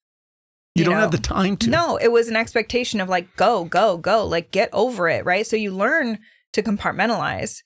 But the compartmentalized face, like the mask that you wear when you're home and like nothing bothers me. It never comes off. No. And then you're just like I still get like accused of resting bitch face and like that I'm stoic and like hard to, you know, like, all right, you know, but like I'm just chilling. I'm usually singing Taylor Swift in my head. Like I'm hanging out, but my face is like, you know, a certain way, I guess, which is fine. But it's just that like habit of compartmentalization where, okay, this goes here. We don't talk about that. We don't feel it. Certainly do not feel it. It's over here. And then I'm going to go here and then I'm going to go home and then I'm going to try to have feelings. Like, no, it's not like that. It's not that simple. But we keep ignorantly trying to, oh, I just went to work. But it's not. You're not doing Excel spreadsheets all day. You're seeing like some horrific shit on a daily basis. So it's very interesting to see the shift because I've seen several shifts happening where is becoming a real problem, officer and first responder suicides. The veteran community has had that problem for a long, long time, but it's now finally starting to come to the forefront that like first responders too are mentally ill a lot of the time. Let's be honest. You said earlier, you were having a conversation with somebody and they were freaking out about whatever. And you're kind of like, really? Yeah. That's bothering you? Yeah. But we probably on the wrong end of it go, really? That's bothering you? Instead of going, wait a minute, what we see is not bothering us. That's the bigger red flag. Yes. Yeah, for sure. Because you're just like, and it's the gallows humor does work. It does work. It helps you cope through some crazy shit. And it's fine. But when you look at somebody's normal problems and go like, okay, but you're normalizing violence and like some of the most disturbing stuff. Like, obviously, I think, one of the most disturbing things that you'll see in law enforcement and as a first responder is crimes against children. That gets everybody. Murder's horrendous. Yeah. And we watch documentaries on serial killers, and people understand that murder's horrendous. I don't think the average person has a concept of what another person can do to a child. Yeah. And guess what? That's just one of 14 calls we're going to be on in the next 3 hours. Exactly. Yeah. And that's where it's like, those are the ones that are like, you come home and you're like, I just watched a kid die, or I just took this report of this is what this person's, dad was doing to them, and it really gets you, right? Like those weigh heavy, and that's acceptable. That's acceptable when you get home and you say like, this call really messed me up today. And it's like, well, yeah, of course. But just the regular stuff, like another person overdosed and you're looking at the most disgusting body you've ever seen, like dead and decomposing for, God, like a week or something, right? And it's just like, oh, God. All right. I remember my trainee, oh, Lord, I feel so bad now looking back, but like we went to back dead body calls. Like they were gross. They were gross. I'll give it to him. But he is like brand spanking new. And I'm, a few years in. But I remember we finished getting what we needed for him to write his paper. I was like, all right, take me to probably Los Tito's. I gotta get a burrito. And he's like, how can you eat? Because did you look at the MDT? We got calls pending. I was like, I'm hungry and you're going to be down on paper. So I'm going to eat while you write this paper. And then we got to get back at it. Like, but it was just one of those things where like those things don't even register. But then you look at normal people problems and you go, pussies, like, oh, okay. Like, oh gosh, that sounds so scary, but it's like, that's the normal stuff. That's where we want to be. But we're just like, you're pathetic, like gross and balls. And we do it to ourselves. Right. We are I'll call it incestual group. Because if you show weakness, all we're going to do is we're going to feed on your carcass like a dead body. Right. So suck it up, Buttercup. Yeah. And move forward. That being said, sure. My new mantra is every new firefighter, every new police officer coming into these careers, from day one, you go to that, and we bring it back to children, but whatever. You get that, you handle that TC with, mangled bodies, whatever it is, a 245, somebody sitting there with a knife stuck in there. All the stuff that normal people don't experience, your TO should turn to you and go, how'd that make you feel? We may not have the time right now to offload it because as you look, we've got a bunch of other calls, but how did it make you feel? And if we don't have the time to talk about it now, when we get done with this shift, we'll talk about it and start talking about it from day one. Yeah. And it doesn't even have to be like, everybody hates that question. How did that make you feel? It's like a therapist, don't do it, right? But like, it shouldn't even be optional, like that conversation needs to be had, whether you have time or you don't, even if it's after shift, go change and be like, hey, meet me here, like we got to talk about that, and let them talk about it and just say like, hey, tell me about that call. What was that like? Yeah, me too. Yeah, that was a tough one, right? But then talking about what happened, what did you see? What did you hear? Like that starts to reprocess the memory and the triggers that are going to later on trigger a trauma response. But when you talk about it, it reprocesses and it helps you to make it less traumatic. That's where the post-traumatic stress disorder comes in. It's from the post-traumatic stress that you suppress, and then it becomes disordered. But we can all go through the same experience, But the squad that talks about it afterwards and debriefs and goes like, hey, you okay? Like, I know that you had to deal with that.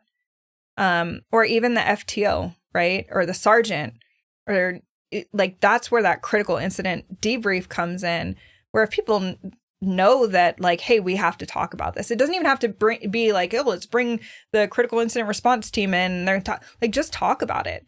But the more seasoned people that understand that concept of you got to talk, and it doesn't have to be like, tell me about your feelings.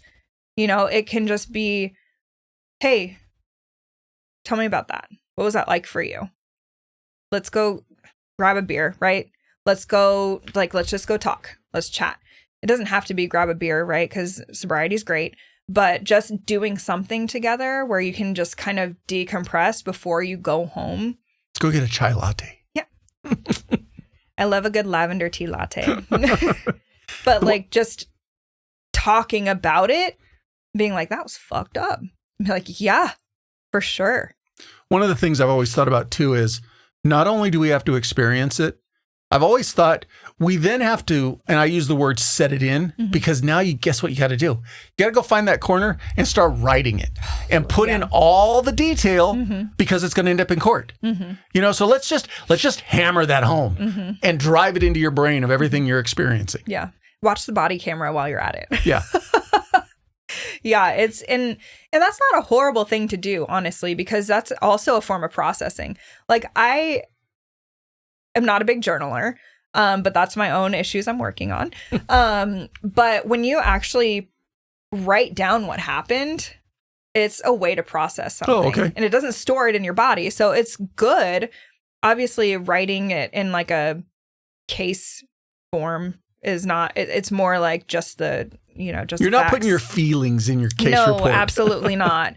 But it's just the facts, right? So, but when you write down the facts, it does help your brain understand what happened, right? Because otherwise you kind of dissociate to protect yourself. So when you can look at the facts and say like, okay, this happened, like this really happened, then you can kind of start to sort it out. So that's where if you write it down and you go, all right, wow, that's on paper. I just saw that. It's not as, separated from you. And then you can start to process it. And that's where I think that conversation is a really good idea of like, hey, tell me about that call. That looked like a doozy, and just watching out for your guys, whether you're a sergeant or, I know lieutenants and captains and whatever the command staff structure is in each agency. It's a good idea. And it doesn't have to be the brass coming at you. Like, tell me about that call, like, because that's intimidating. But like on a peer level, like everybody can get better at saying like, hey, that call looked crazy. Like, are you okay? It's okay to not be okay. It's okay. Like, hey, what did you do to take care of yourself? Because that's also a red flag. When you look at like, hey, how did you recover from that? How did you take care of yourself after that? It's like, oh, I worked out. Okay, I can get done with that. But if you drank a bottle of whiskey when you got home and passed out drunk, that's a red flag. Like if you went and did something that promoted like physical or mental well-being, okay, you're on the right track. So now let's make sure you have support, in case something comes up later. Like we can always talk about it. And that's, I think, a great start in mental health. So now that you sound a lot more like a therapist. Ugh, sorry. No. Where I was going with that is, so how did you find making that transition? How was it when you graduated and now here's your certificate, you get to go be a therapist? How'd you like getting in there and talking with other people about how they're feeling? Yeah. So I knew when I applied, like it just based on my own experience, right? Because I did end up seeing a therapist. But I did, based on my own experience, find that I wanted to work with first responders and their families. Just because being removed from it, I was like, oh, wow, I was hiding from my mental health every shift that I worked overtime because that's where I would rather be. Even with my kid being just a couple of months old, I'd pick up overtime because I liked it better than being a mom to an infant. That's really hard. But at work, I'm hanging out with my friends. I'm doing cool shit that I'm proud of. So If you're like me and you love your coffee, my go-to lately has been Blue Line Roasting. They're a Tennessee-based and law enforcement-owned company, roasting small batches of premium beans. You've got choices from Patriot, which is their light roast, to Failure Drill, their dark roast. They roast all their beans fresh, within 48 hours, and ship them to you even faster. You can also get your beans ground for you or delivered whole. Your choice. But here's the cool part. A portion of what you spend goes to support law enforcement families dealing with the impact of line-of-duty injuries or loss. You get an incredible coffee, and they get the help they need. Choose a single bag, a sample pack, or start a subscription so you're never out of coffee. Oh, and shipping is always free. Also, for the listeners of this podcast, use the promo code TRANSITION10 to get 10% off your purchase. So head over to bluelineroasting.com and make every cup count. I was like, wow, okay, first responders are messed up and underserved. And there's this huge stigma around getting help for your mental health because, like, shut up and do your job. And, like, no vulnerability here, you know? Like, I remember one of my squad mates sent me a picture that was like, it's like I almost stepped in some shit. And it was like a stick figure hopping over, like, the word feelings. Because it's just like, you don't want to go there, you know? But I knew that in my trajectory of going for my master's degree in marriage and family therapy, I wanted to serve first responders and their families. So the more I learned about that, I definitely went trauma focused. And, you know, call me crazy, but it's because I'm like, I want to learn more about what the hell's going on here. You know, I'm married to a cop. My parents were cops. I was a cop. Like, there's cops surrounding me. And there's a lot of dysfunction. So how can I get in there and kind of bridge that gap between first responders and mental health without being like, how did that make you feel? You know, nobody likes that. And they actually avoid it. And so I also started looking into different modalities of therapy. So I don't have to sit there and go like, how does that make you feel? So I started doing the EMDR training, which is eye movement desensitization and reprocessing, where you do bilateral stimulation, whether it's like tapping or following a light side to side, and then kind of recalling snapshots of what was happening during a traumatic event, right? And the more you kind of give air to this traumatic event, it starts to reprocess and it doesn't sting as bad, right? So I came up with this analogy and I was so proud of myself, and I did it mid-session. But I was like, with this client for a while, and in my internship, I worked at a place where they allowed interns and associates, which are pre-licensed people, to take Tri-West. So my entire population, all of my clientele were veterans. So I was telling one of them, like, okay, you not talking about what happened to you is like, everyone can relate to this. Maybe. I feel like everyone can relate to it. Like a Tupperware that has like leftovers in it that's like in the back of a hot car, and it just starts to decompose and rot. It turns into something really ugly, like, you know, or like a protein shaker, right? Even after 12 hours in a hot car. You don't even want to open it up because it is going to stink. Like, it is going to stink. So it's just like, I'm going to ignore that. That lives here now. And so when you imagine that Tupperware just full of rancid food, all closed up in its compartment over here, it's still rotting. And it's just getting worse and worse and worse and worse. But when you open it up and give it air, like, yeah, it reeks.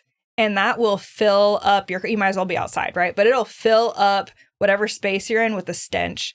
And it'll fill it up with all the garbage. And it's like, wow, I have regrets, right? Like, this is awful. I don't want to talk about it. But if you put the lid back on, it's still rancid. But if you leave the lid off, it dries up, right? Eventually, it dries up. It doesn't smell so bad. There's still some residue, right? Like, unfortunately, you have to keep the Tupperware. But there's like, you can kind of wash it out, do some stuff, and there's still going to be that like residue, but it's not rotting anymore. It's dried up. It's not as bad is the whole point, right? So I use that analogy a lot of like, you have to let it breathe, you know, and that's when it starts to get less severe. The triggers become less severe. The nightmares become less severe, and you're able to kind of just move through it. And that's where that post-traumatic growth concept comes in, right? Like, you can't undo what happened. It happened. It's reality. But the less you avoid it, the more air you give it and talk about it and move through it, it starts to become less severe. The symptoms, like the, you know, isolation and the anxiety and the depression and the unhealthy coping skills. You'll see a lot of gambling, a lot of infidelity, a lot of drinking and using with trauma, because you're trying to numb yourself to something that happened. You can't change what happened, but you can make it less severe. And that's where the growth in post-traumatic growth comes in. Can't change it. It happened. And that's why I really like the book, What Happened to You by Oprah Winfrey and Dr. Bruce Perry. A lot of people are familiar with The Body Keeps the Score by Bessel van der Kolk. It's the same concept, but in my personal opinion, it's a lot easier to read. What Happened to You reads a lot like a textbook. Like, it's really hard to read the whole thing. It's very information dense, but What Happened to You is really conversational, especially if you like audiobooks. It's actually narrated by Oprah and Bruce Perry. And I recommend that book a lot because it also reframes the what's wrong with me to like, what happened to you? Like, something happened that has you acting this way, and how can you move through it and grow? So I like EMDR, but then I also really love equine assisted psychotherapy. So that was something that I always wanted to do because I loved horses. But I thought, like, okay, in the future, this is something that I can do, you know. And I got my own horse in 2020, and he is such a dork. He has so much personality. He is just so fun, such a menace, in a fun way. Like, he's very mouthy. Like, he's always like, he licks my face like a dog. Like, he's so cute. And he's so much fun. He's a fan favorite on the ranch. But I was like, man, he would be such a good therapy horse. But unfortunately, like, he's old, and I don't think I'm ever going to get certified. You know, by the time, you know, I thought it was way down the road for me, but it wasn't. One of my good friends, Gina, reached out and offered to pay for me to get certified because she was putting together a program called Gaites to Healing. Actually, there wasn't a name for it at the time. She wanted to start a program to serve first responders and veterans using equine therapy. So she's like, come talk to me about this. And so we're literally sitting at our kitchen table thinking up names for it, you know, and we came up with Gaites to Healing. And Gaites is Gait, because like a horse gait, you know, that's how they walk and run. So she paid for my certification in Igala, which is you know, kind of the gold standard for equine assisted psychotherapy. They have a code of ethics that they operate by, and it's a very, you know, structured.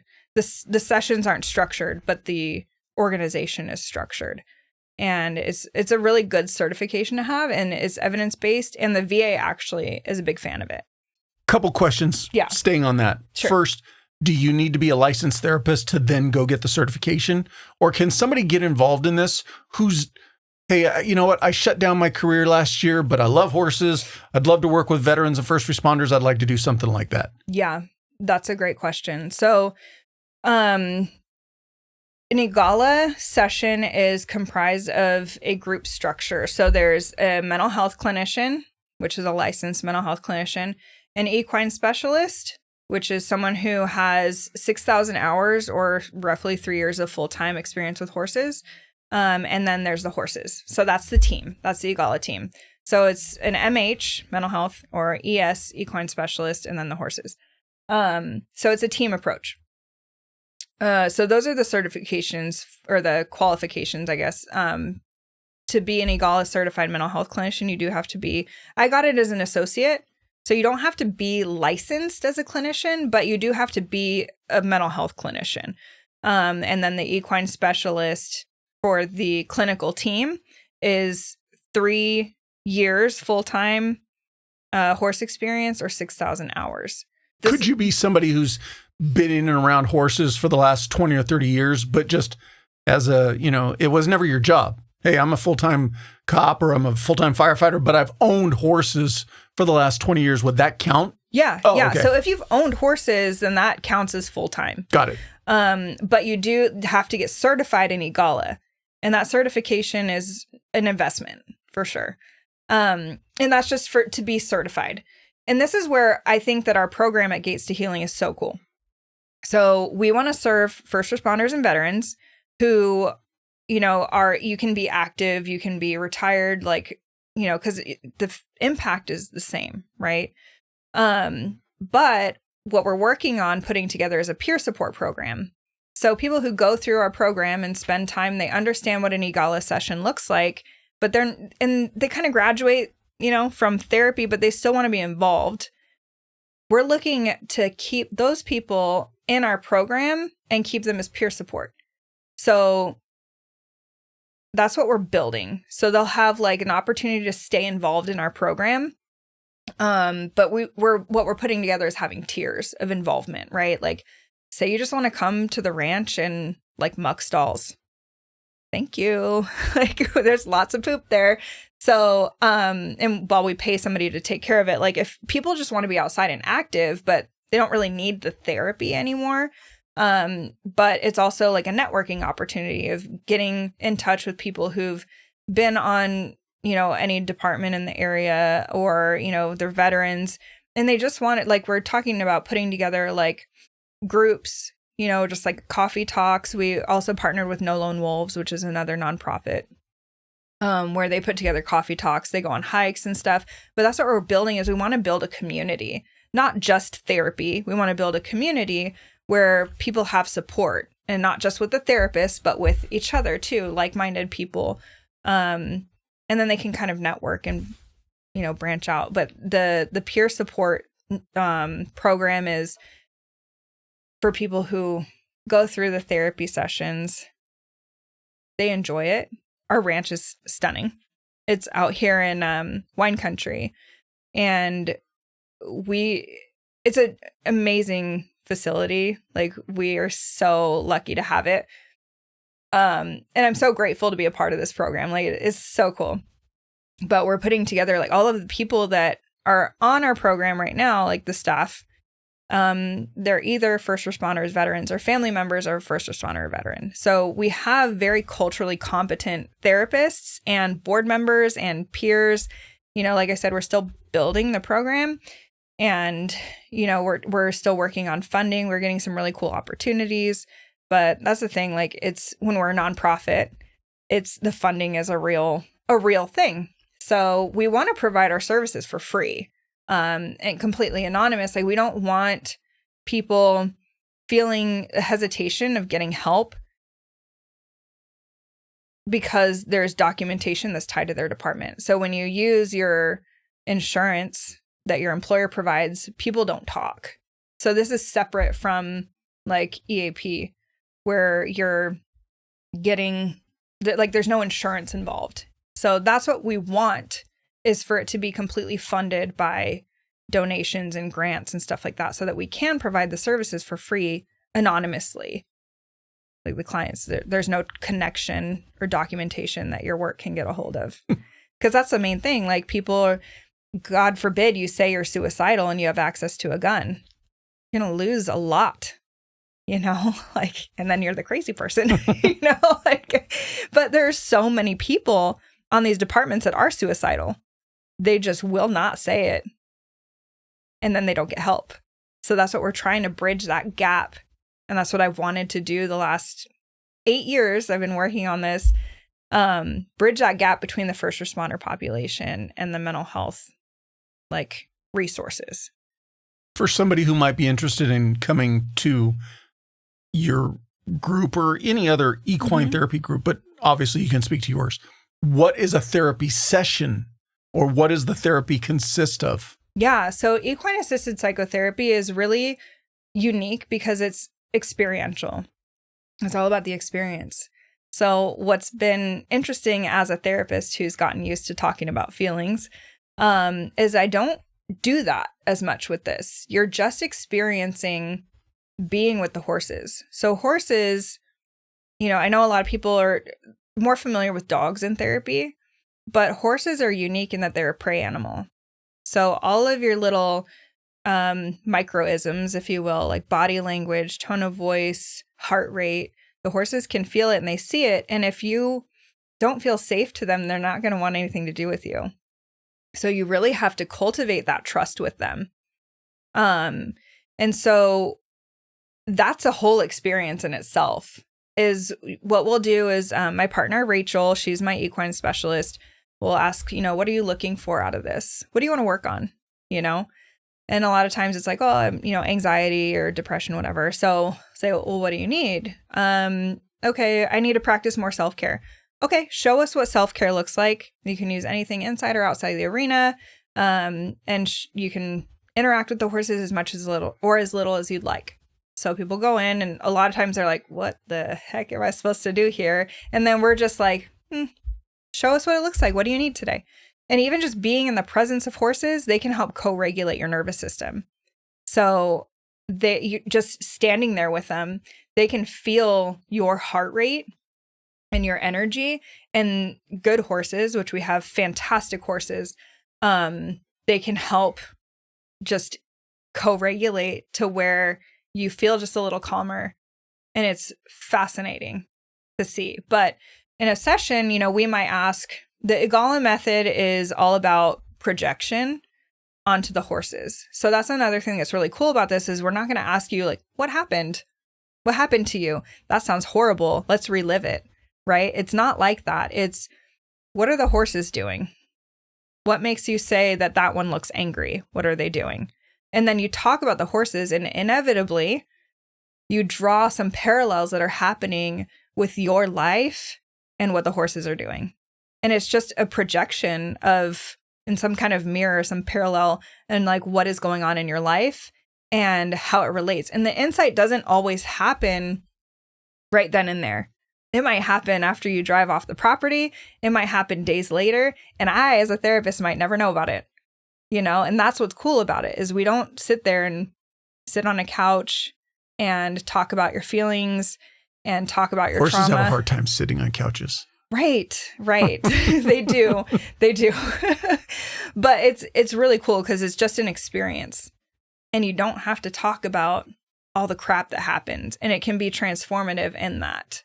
I think it's beneficial to do it concurrent with therapy to where you can talk about your experience, but it's also, you don't have to. It's very life-changing experiencing therapy with horses. So let's jump the other bridge. Mm-hmm. Jiu-Jitsu. Yeah. How does that come into your life? Oh my gosh. Okay. Jiu-Jitsu. So I started Jiu-Jitsu roughly the same time I started my grad program, which is also roughly the same time I started therapy. So my son, he was 3.5 and he says, I want to do fighting class. And I was like, okay. Like, I'm a stay-at-home mom. I ain't got shit to do here. So I Googled closest jiu-jitsu school to my house and I took him. So in his mind, he was saying fighting class, but he was leaning towards jiu-jitsu. No. Oh, okay. No, he said, I want to do fighting class. And I was like, well, I know from my experience that jiu-jitsu translates best to what you're going to run into, in a hand-to-hand situation. Maybe you get punched in the face, whatever. But like we even run through that in our jiu-jitsu school with kids, like self-defense, right? There are self-defense components, but most fights on the street end up on the ground. So I knew that. So I was like, jiu-jitsu, I hear that's cool. So I take him over to the jiu-jitsu school just to find out where it is. Cause I had like a lot of anxiety surrounding going somewhere new. I like to scope out, like, where do I park? What are the hours? Like, where's the door? Because I don't want to look like an idiot, right? So I go and it's open. And I was like, oh, weird. We'll walk in and see, like, what does a free trial look like? Because they offer a 7-day free trial. And it's like, oh, his class is starting right now. Do you want to put a gi on him? And I was like, okay. So I text my husband. I'm like, I'm so sorry. but Eric's going to do his first jujitsu class right now. And he's like, okay, like that kind of sucks, you know, because he's working. And I was like, sorry, but like he will cry if I leave him, like if I take him home and he doesn't get to do fighting class. So he did it. He cried when class was over and had to leave. Loved it. Loved it. He was almost 4. He was 3. And so I stayed on the sideline for a while, kind of watching it, just watching him learn the techniques. And I was like, that's similar to things I learned in DTAC. And then I was in therapy and I told my therapist, like, kind of looking at this jujitsu thing, like, I know I need to work out, but like I tried to go to the gym and 15 minutes in, the daycare is calling me saying like, your kids are crying. So I had to, it was like a whole production and I didn't even get to work out, right? So I was having a hard time finding a workout. Again, no friends. So I told my therapist, thinking about it, she's like, you've been talking about this for months. Like, what is holding you back? And I won't forget this. I literally told her, I washed my hair today and my toenails are not painted. She looked at me like I was the biggest idiot on the planet. Okay. She was like, you're serious right now? And I was like, you're right. You're right. So that day I went home and I painted my toenails and we just had to call washing the hair loss. And I went to class and I really enjoyed it. And I remember my professor at the time, because he actually sold the school a couple years ago, but he saw me walking up and it was a no-gi day. And he's like, what are you doing here? Because he used to see me on the sidelines. And I was like, just figured, try it out, you know? I don't know. And he was like, okay. But he'd never even considered it. And then I became one of his like most competitive students. Like, because it's just that like adrenaline you get. And then there's that mindfulness aspect of like, you can't think about anything else.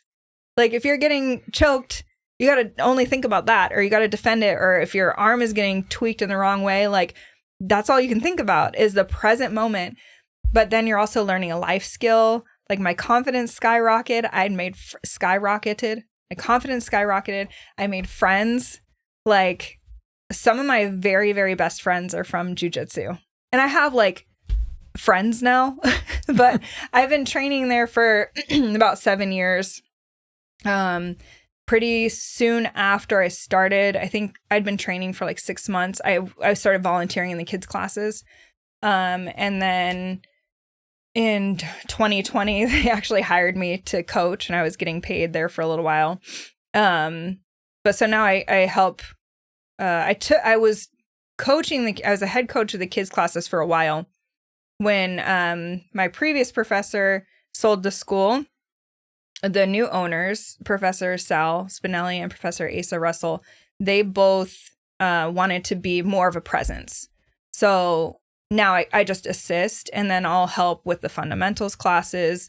But jiu-jitsu has become a huge part of my life, and my husband will say my personality, because it's just I'm there as often as I can be, and I just love it. It does so much for mental health. Is your daughter doing it too?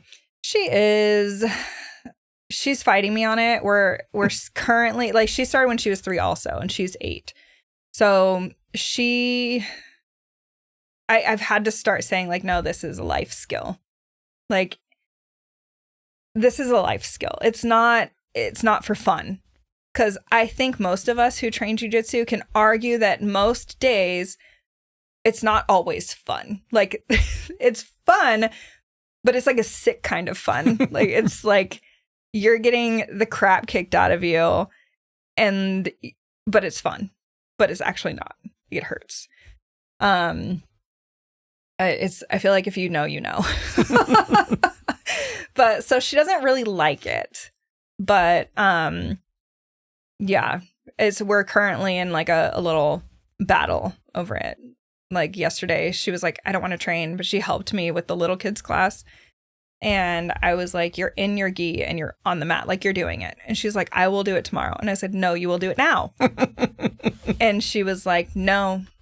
And she's the second born. She's got second born energy. And I was just like, if you don't do class tonight. Like no screens for a week. And she's like, okay. So yeah, I'm still trying to figure out what works for her because she's not easily pushed around. And I love that, but she's very hard to parent. But she does do it. And you're a brown belt now? Yes. And have you competed at every belt level? So far, yes. Unfortunately, I suffered some pretty rough injuries. The last, I guess it was a year and a half ago, I dislocated my elbow and tore everything in it. Should have tapped to the armbar. It was a freak accident. Everyone says that, but it was a freak accident. I was rolling and I went to go post and then I got nudged and then I flipped my hand and my elbow just snapped in half. Oh, it was so bad. But yeah, and that was after I dislocated the shoulder. So I dislocated the shoulder at San Diego, whatever the local San Diego one is, IBJJF, 3 weeks before World Master. So I competed on that, went to World Master, and this was at Purple, 2023. I got silver for my division. So I trained really hard for that. And I was happy with the result. I was bummed because I was injured, but I was really happy with that result. But that was the last time I competed. So trying to get back on the competition circuit, shooting for a World Master again next year. That's my goal. It's just, yeah, a lot of work. You prefer gi or no gi? I don't know. That's hard to say. I think I like gi to slow down and be super technical. I like no gi because it can be fast and just super fun. I like a good scramble, and I feel like there's not as many scrambles in no gi. And there's a lot more ability to move around in no gi. So it's hard to say. Depends on my mood. Before we close this out, anything that you wanted to make sure we talked about that we didn't, just in general? Yeah. So one of the things that I think is really important in transitioning into the civilian sector is finding your purpose. So just so you know, my follow-up question was going to be any last pieces of advice. So I'll just let you take it from there. Oh, okay. So I think one of the things that is so important in transitioning out is finding your purpose. I really like existentialism, and it's all about, being a human and existing. I think that we live a lot of our moments in time living for the next thing. Like, okay, well, when I retire, I'll have more time, or when I, living for the weekend, right? Or once I get in this spot financially, then I'm going to be comfortable. When I get here, then I'll be, everything is all about the future. And then I will be happy, right? Not living in the present moment of like, life is always going to throw stuff at you. You're always part of the human condition is there's always anxiety. There's always struggle. And if it's not one thing, it's another. And we can choose how devastating it's going to be for the most part, right? There are obviously different circumstances. But I really like, Viktor Frankl's book, Man's Search for Meaning, because he talks about how people make the choice to either wither away or get through it and cling to their purpose and know, like, I'm in a shitty situation right now, but I have this purpose. So I need to do what I can to get to this point, right? And whether that's surviving 1 hour at a time and looking for like, okay, how can I make myself feel good today? Is there anything that I can do to just relieve some of this anxiety? Are you familiar with that book? Mm-hmm. Yeah. So it's, a very extreme case. It's a Holocaust survivor, right? So there's luck at stake there, but everyone's in this horrific situation of like, am I going to get randomly shot, or marched into a gas chamber, whatever, right? But his purpose was to share his research. So he has a little manuscript, right? And he's like, I don't care how I get there, but I'm going to get there. And that's how he survived that incredibly extreme situation, right? So when you find your purpose of, this is what I want my life to look like, And the sooner you do it, the better, right? So as people are transitioning out of their role in, the military or as a first responder, having that in mind, like, what is my next chapter going to look like? And how do I make that easy?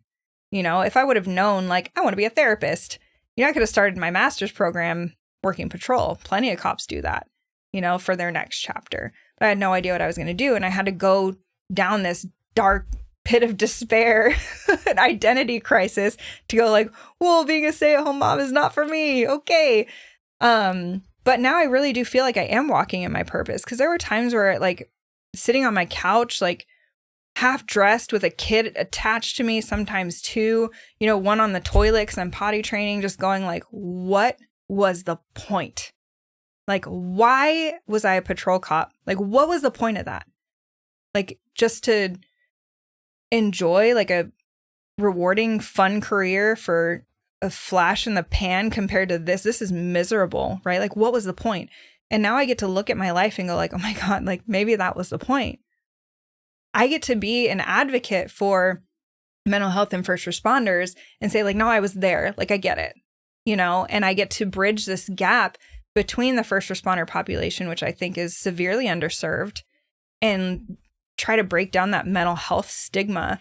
But I also get to do horses, and like, hopefully soon we want to implement jujitsu into our program. So like, I get to do all these awesome things that are like hobbies that I came by, like absolutely by chance. But I'm like, wow, maybe that was the whole point. Like, I hated my life momentarily, and sometimes I still do when I get my kids ready for school. But I get to do horse stuff and mental health stuff and jujitsu, and like, it's so cool, like, to feel like, oh my gosh, I'm actually doing it. Like, I think that I found my purpose. I get to help people overcome, their worst days, but do it in a way that, because I've heard some awful stories about therapists where like a bad therapist will make somebody turn away from therapy forever, and they'll turn back to the bottle, right? Or whatever. So that's where I get to go like, you know what? I might not be for everybody. I'm not that naive, but I get to put together a team of culturally competent therapists, and we get to work with horses outside. And I don't have to say like, let's talk about your deepest trauma. It's just, hey, how can I serve you today? Like, therapists are cool, like, this is cool. Getting help for mental health is cool, and it's strong, and it's great. And I'm so honored to be a part of Gaites to Healing and being a part of this program that we're building, where we get to serve the underserved, the people who serve our community day in and day out for years and years and years, and sacrifice their families. And their families are a part of it too. We do want to serve families. I was just talking to my partner about putting together like groups for spouses, because that is a whole other thing, being a shift work spouse, or a first responder spouse. It's completely, we could go on about that for hours too, but finding your purpose and giving yourself something to live for is just the greatest gift you can give yourself and your family, for sure. Not to take anything away from your experiences, you talked about the existential thing and really kind of thinking the purpose of the world. And had you come out of this, had it come out of your law enforcement career, not had a bad experience with your second child, you probably would have still had the trauma. But if it had not hit you as hard as it did, you may not be where you're at today. Yeah. And to compound that, you said at the front end, I had zero interest in more school. Oh, yeah. Choosing to do this meant that you were going to commit to more school.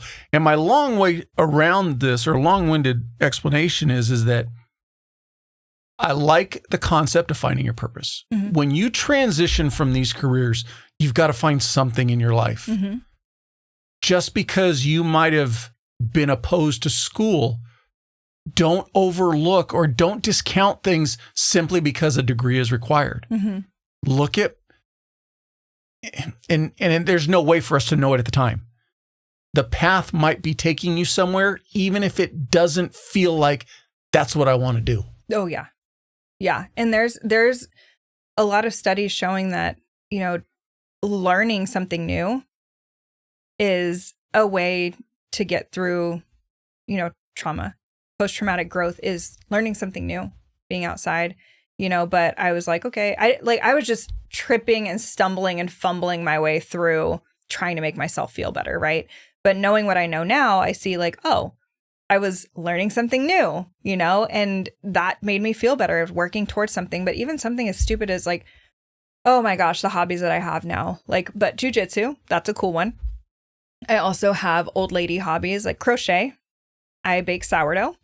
I love to bake. And then I love to read books, but when you find these hobbies, right, like it doesn't have to be some huge purpose, like I feel like mine is like, it's just finding that something small first, something that you enjoy, right? Starting there and then working your way up to like, what I really like my husband makes fun of me because I try to turn everything into a business, right? I started crafting there for a second. I have a Cricut. I was making like coffee cups or something. And he's like, okay, you're going to buy this machine. Don't you dare start selling stuff. You turn everything into like a business. And then I do sell sourdough, but I can't help it. And then what else? Oh, it was like the little crochet animals that I make. He's just like, please don't. Like, just don't. Just enjoy something for once. But I'm very entrepreneurial, it turns out. But starting with something small of like, you know what? I've always wanted to learn how to cook. So take a cooking class, and maybe you find out like, it's not for me. But it's trial and error. But sitting on your couch and drinking a bottle of Jack Daniels is absolutely not it, right? So getting out there and hiking, right? And then maybe you find like a peer support group of like other dudes or other women who are in that same position. Like I've started and participated in so many book clubs where I meet and like a lot of cool women, but just these little socializing things. Like it's so important to get out there and meet people. Once you separate from either a department or, the military, just getting out there and doing something, connecting with people on the other side of it, where it's not that weird shift work hours where you're trying to socialize. But, there's so much to be said for figuring out what it is that you want to do, what you want your life to look like, and then living your life by design. You design it. It's so cool because when you accept wholeheartedly that shit's going to hit the fan from time to time, you can still go like, whoa, plot twist, right? And like, wow, I wasn't expecting that. But like part of human existence, here's the existentialism, is life's going to keep lifing. It's going to happen. How do you cope with it? How do you move through it? How do you grow through it? And how do you keep your eye on the prize of like, I want to design my life to look like this. And so I'm going to keep doing this trajectory, even though I had something happen. You don't let it like decimate you entirely, Zooming it deep in, now that you've had time to experience it, process it, and be able to look back on it. If you were talking to yourself back, you left in 2016? 2016, yeah, almost 10 years ago. If you had the ability to go back and talk to yourself in 2016, you know that you're going to be stepping away from your career. Your goal and your focus is to be a full-time mom, take care of the house. Mm-hmm. What advice would you give to yourself? Being that for somebody who might be listening today, who's maybe on that bubble, like, man, you know what? I've been rattling around in my head. Maybe I am going to step away from this career. And that's what my intention is, because I want to stay home with my family more. Yeah. Yeah. I would say like, it's going to be okay. You're going to be okay. But find those things that bring you joy. Find those people that make you feel good, make you, it might not be like one of the things that my therapist said. And again, this is hilarious. I was just like, I don't have any friends. And she's like, what do you do? Like, what does your day look like? And it's literally just me sitting in my house watching, I don't even know what the kids are, Mickey Mouse Clubhouse or whatever. She's like, Kristi, like, no one's going to come knock on your door and say, do you want to be friends? Like, you need to get out. Like, I would say you're going to be okay. But get out of your house, you know, like go socialize, go find something to do that you enjoy, whether it's volunteer work, whether it's, you know, one of those stroller strides groups. I was thinking about that because it's almost one of those things as much as it kind of chapped your hide, maybe if you would have done that. Look, so my position now, okay, so leaving first responder community, entering into the civilian sector, I would have told myself, go to jiu-jitsu tomorrow. Because there are some freaking cool people at jiu-jitsu. Such cool people. And there's so many memes that are like, this is like jiu-jitsu is a place where the like 45-year-old man becomes best friends with like a 22-year-old girl in the most platonic way. Like, we know there are creeps out there, but it's like, you know, the law enforcement officer is like cool with the felon, and like some accountant, it is. And the accountant's kicking everyone's ass. Right. So like we have a guy at our school who's like a neuroscientist or something, and he's a brown belt too. And he beats the hell out of everybody, you know? So it's really fun because, you know, that's what I would say. Go to jiu-jitsu. Like, it doesn't have to be, you don't have to sit there and go like, oh God, I have to do this undesirable activity. Like, if stroller strides isn't for you, then stroller strides isn't for you. But if you want to do something kind of badass and like learn a life skill, get your confidence up, get your like fitness up, meet people, like that community has saved my life. Jiu-jitsu saved my life. Well, it cannot be understated or undersaid. And it doesn't, from the mental health component, it does not get mentioned, in my opinion, enough. Yeah. If you want to get out of your head, go get on a mat and roll for 5 or 6 minutes with somebody. I guarantee you there's nothing else you're going to be thinking about. Oh, yeah. You can't. You can't. It can be, and what I love about it is that it's an ego check. Oh. It's an ego check because I feel like I look kind of unassuming, and I really enjoy the frustration I can inflict upon someone, specifically a man who walks in the door for the first time. You know, like, it's obviously, as a brown belt, there's like some level of like, you must have an idea of what you're doing, but it's still like, I'm somebody's mom, you know, I'm like also yelling at my kids, like, you know, like off the side of the mat, like, no, nothing out of the vending machine.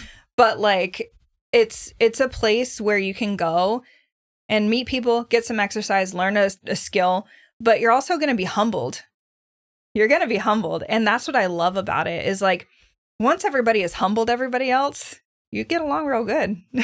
Some of the best conversations are sitting on with your back against the wall in between rounds. Yeah. And like you said, with a variety of people you would never think you'd even come in contact with. Yeah. And again, like some of my best friends I met on the mat, and most of my friends are from jiu-jitsu, like in this area, because I'm from San Diego.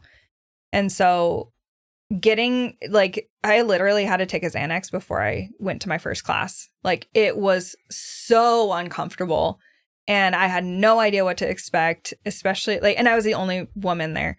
So that's awkward too. But I remember my professor was like, how did you do class on Xanax? I was like, I mean, it was like, just took the edge off. Like, I was freaking out. The same way the people who do it on weed. Yeah, I know. You can smell it sometimes too. But like, just getting out of that comfort zone and crossing the threshold, right? Everybody's going to take care of you. I know my school for sure, Carlson Gracie Wine Country. We're right there off of South 79. I know, right down the street from you. But you can't see it from the street. You can't. You're going to miss it if you don't know where you're going. Yeah, it's on the back side of like by the Ralphs. And what is it now? Smart and Final. But yeah, it's a great environment. Like, I know that there's a lot of apprehension when it comes to like, well, I'm not going to compete. I don't want to be a UFC fighter. Like, no, we're just trying to roll. Like, we're all old. We have day jobs. Not all of us are old. We have a teen class too, but like all the people that have day jobs are like, I have to go to work tomorrow. So we're not like trying to kill each other. We're just trying to like get some exercise and learn something new and have some fun. Even when I was injured, when I snapped my elbow in half, I was just like, people are like, why are you here? I'd like shoved my gi onto my cast and my brace. And I'm like, I'm just here to like, because when you watch technique, you're still learning. I was like, I'm here to listen to music and hang out with my friends. You know, it gets me out of my house. Like that routine became everything to me. Even just in the pit of despair, right? Like pulling myself out of that depression tunnel, because I still struggle just like everybody else. You know, I have my good days, my bad days, my good and bad seasons. But I noticed that when I spend time away from the mat, it's much harder to pull myself out of that depression. And I have more nightmares and all the stuff that comes back when you're not taking care of yourself. So to go back to the original question, if I could tell myself in 2016, you know, some advice, it would be go to jiu-jitsu right away. Go to therapy, go to jiu-jitsu, take care of your body, and you're going to be okay. Well, I appreciate your time. I appreciate you sharing your story. Thank you. I wish you all the best going forward. Thanks. This is fun. As always, thank you for listening or watching the episode. If you have any comments or questions, feel free to reach out on social media or send me an email. The links are all in the show notes. I'd love to hear from you. Also, if you're not already, please follow the podcast on whatever platform you get your podcasts. You can also subscribe on YouTube. And if you would, please leave me a rating. Ratings do two things. You can tell me what I need to fix or improve, and the more ratings also gets the podcast recommended to more people. Another ask, please share the podcast with anyone you think could benefit from and enjoy it. And last, don't forget, sign up for the newsletter.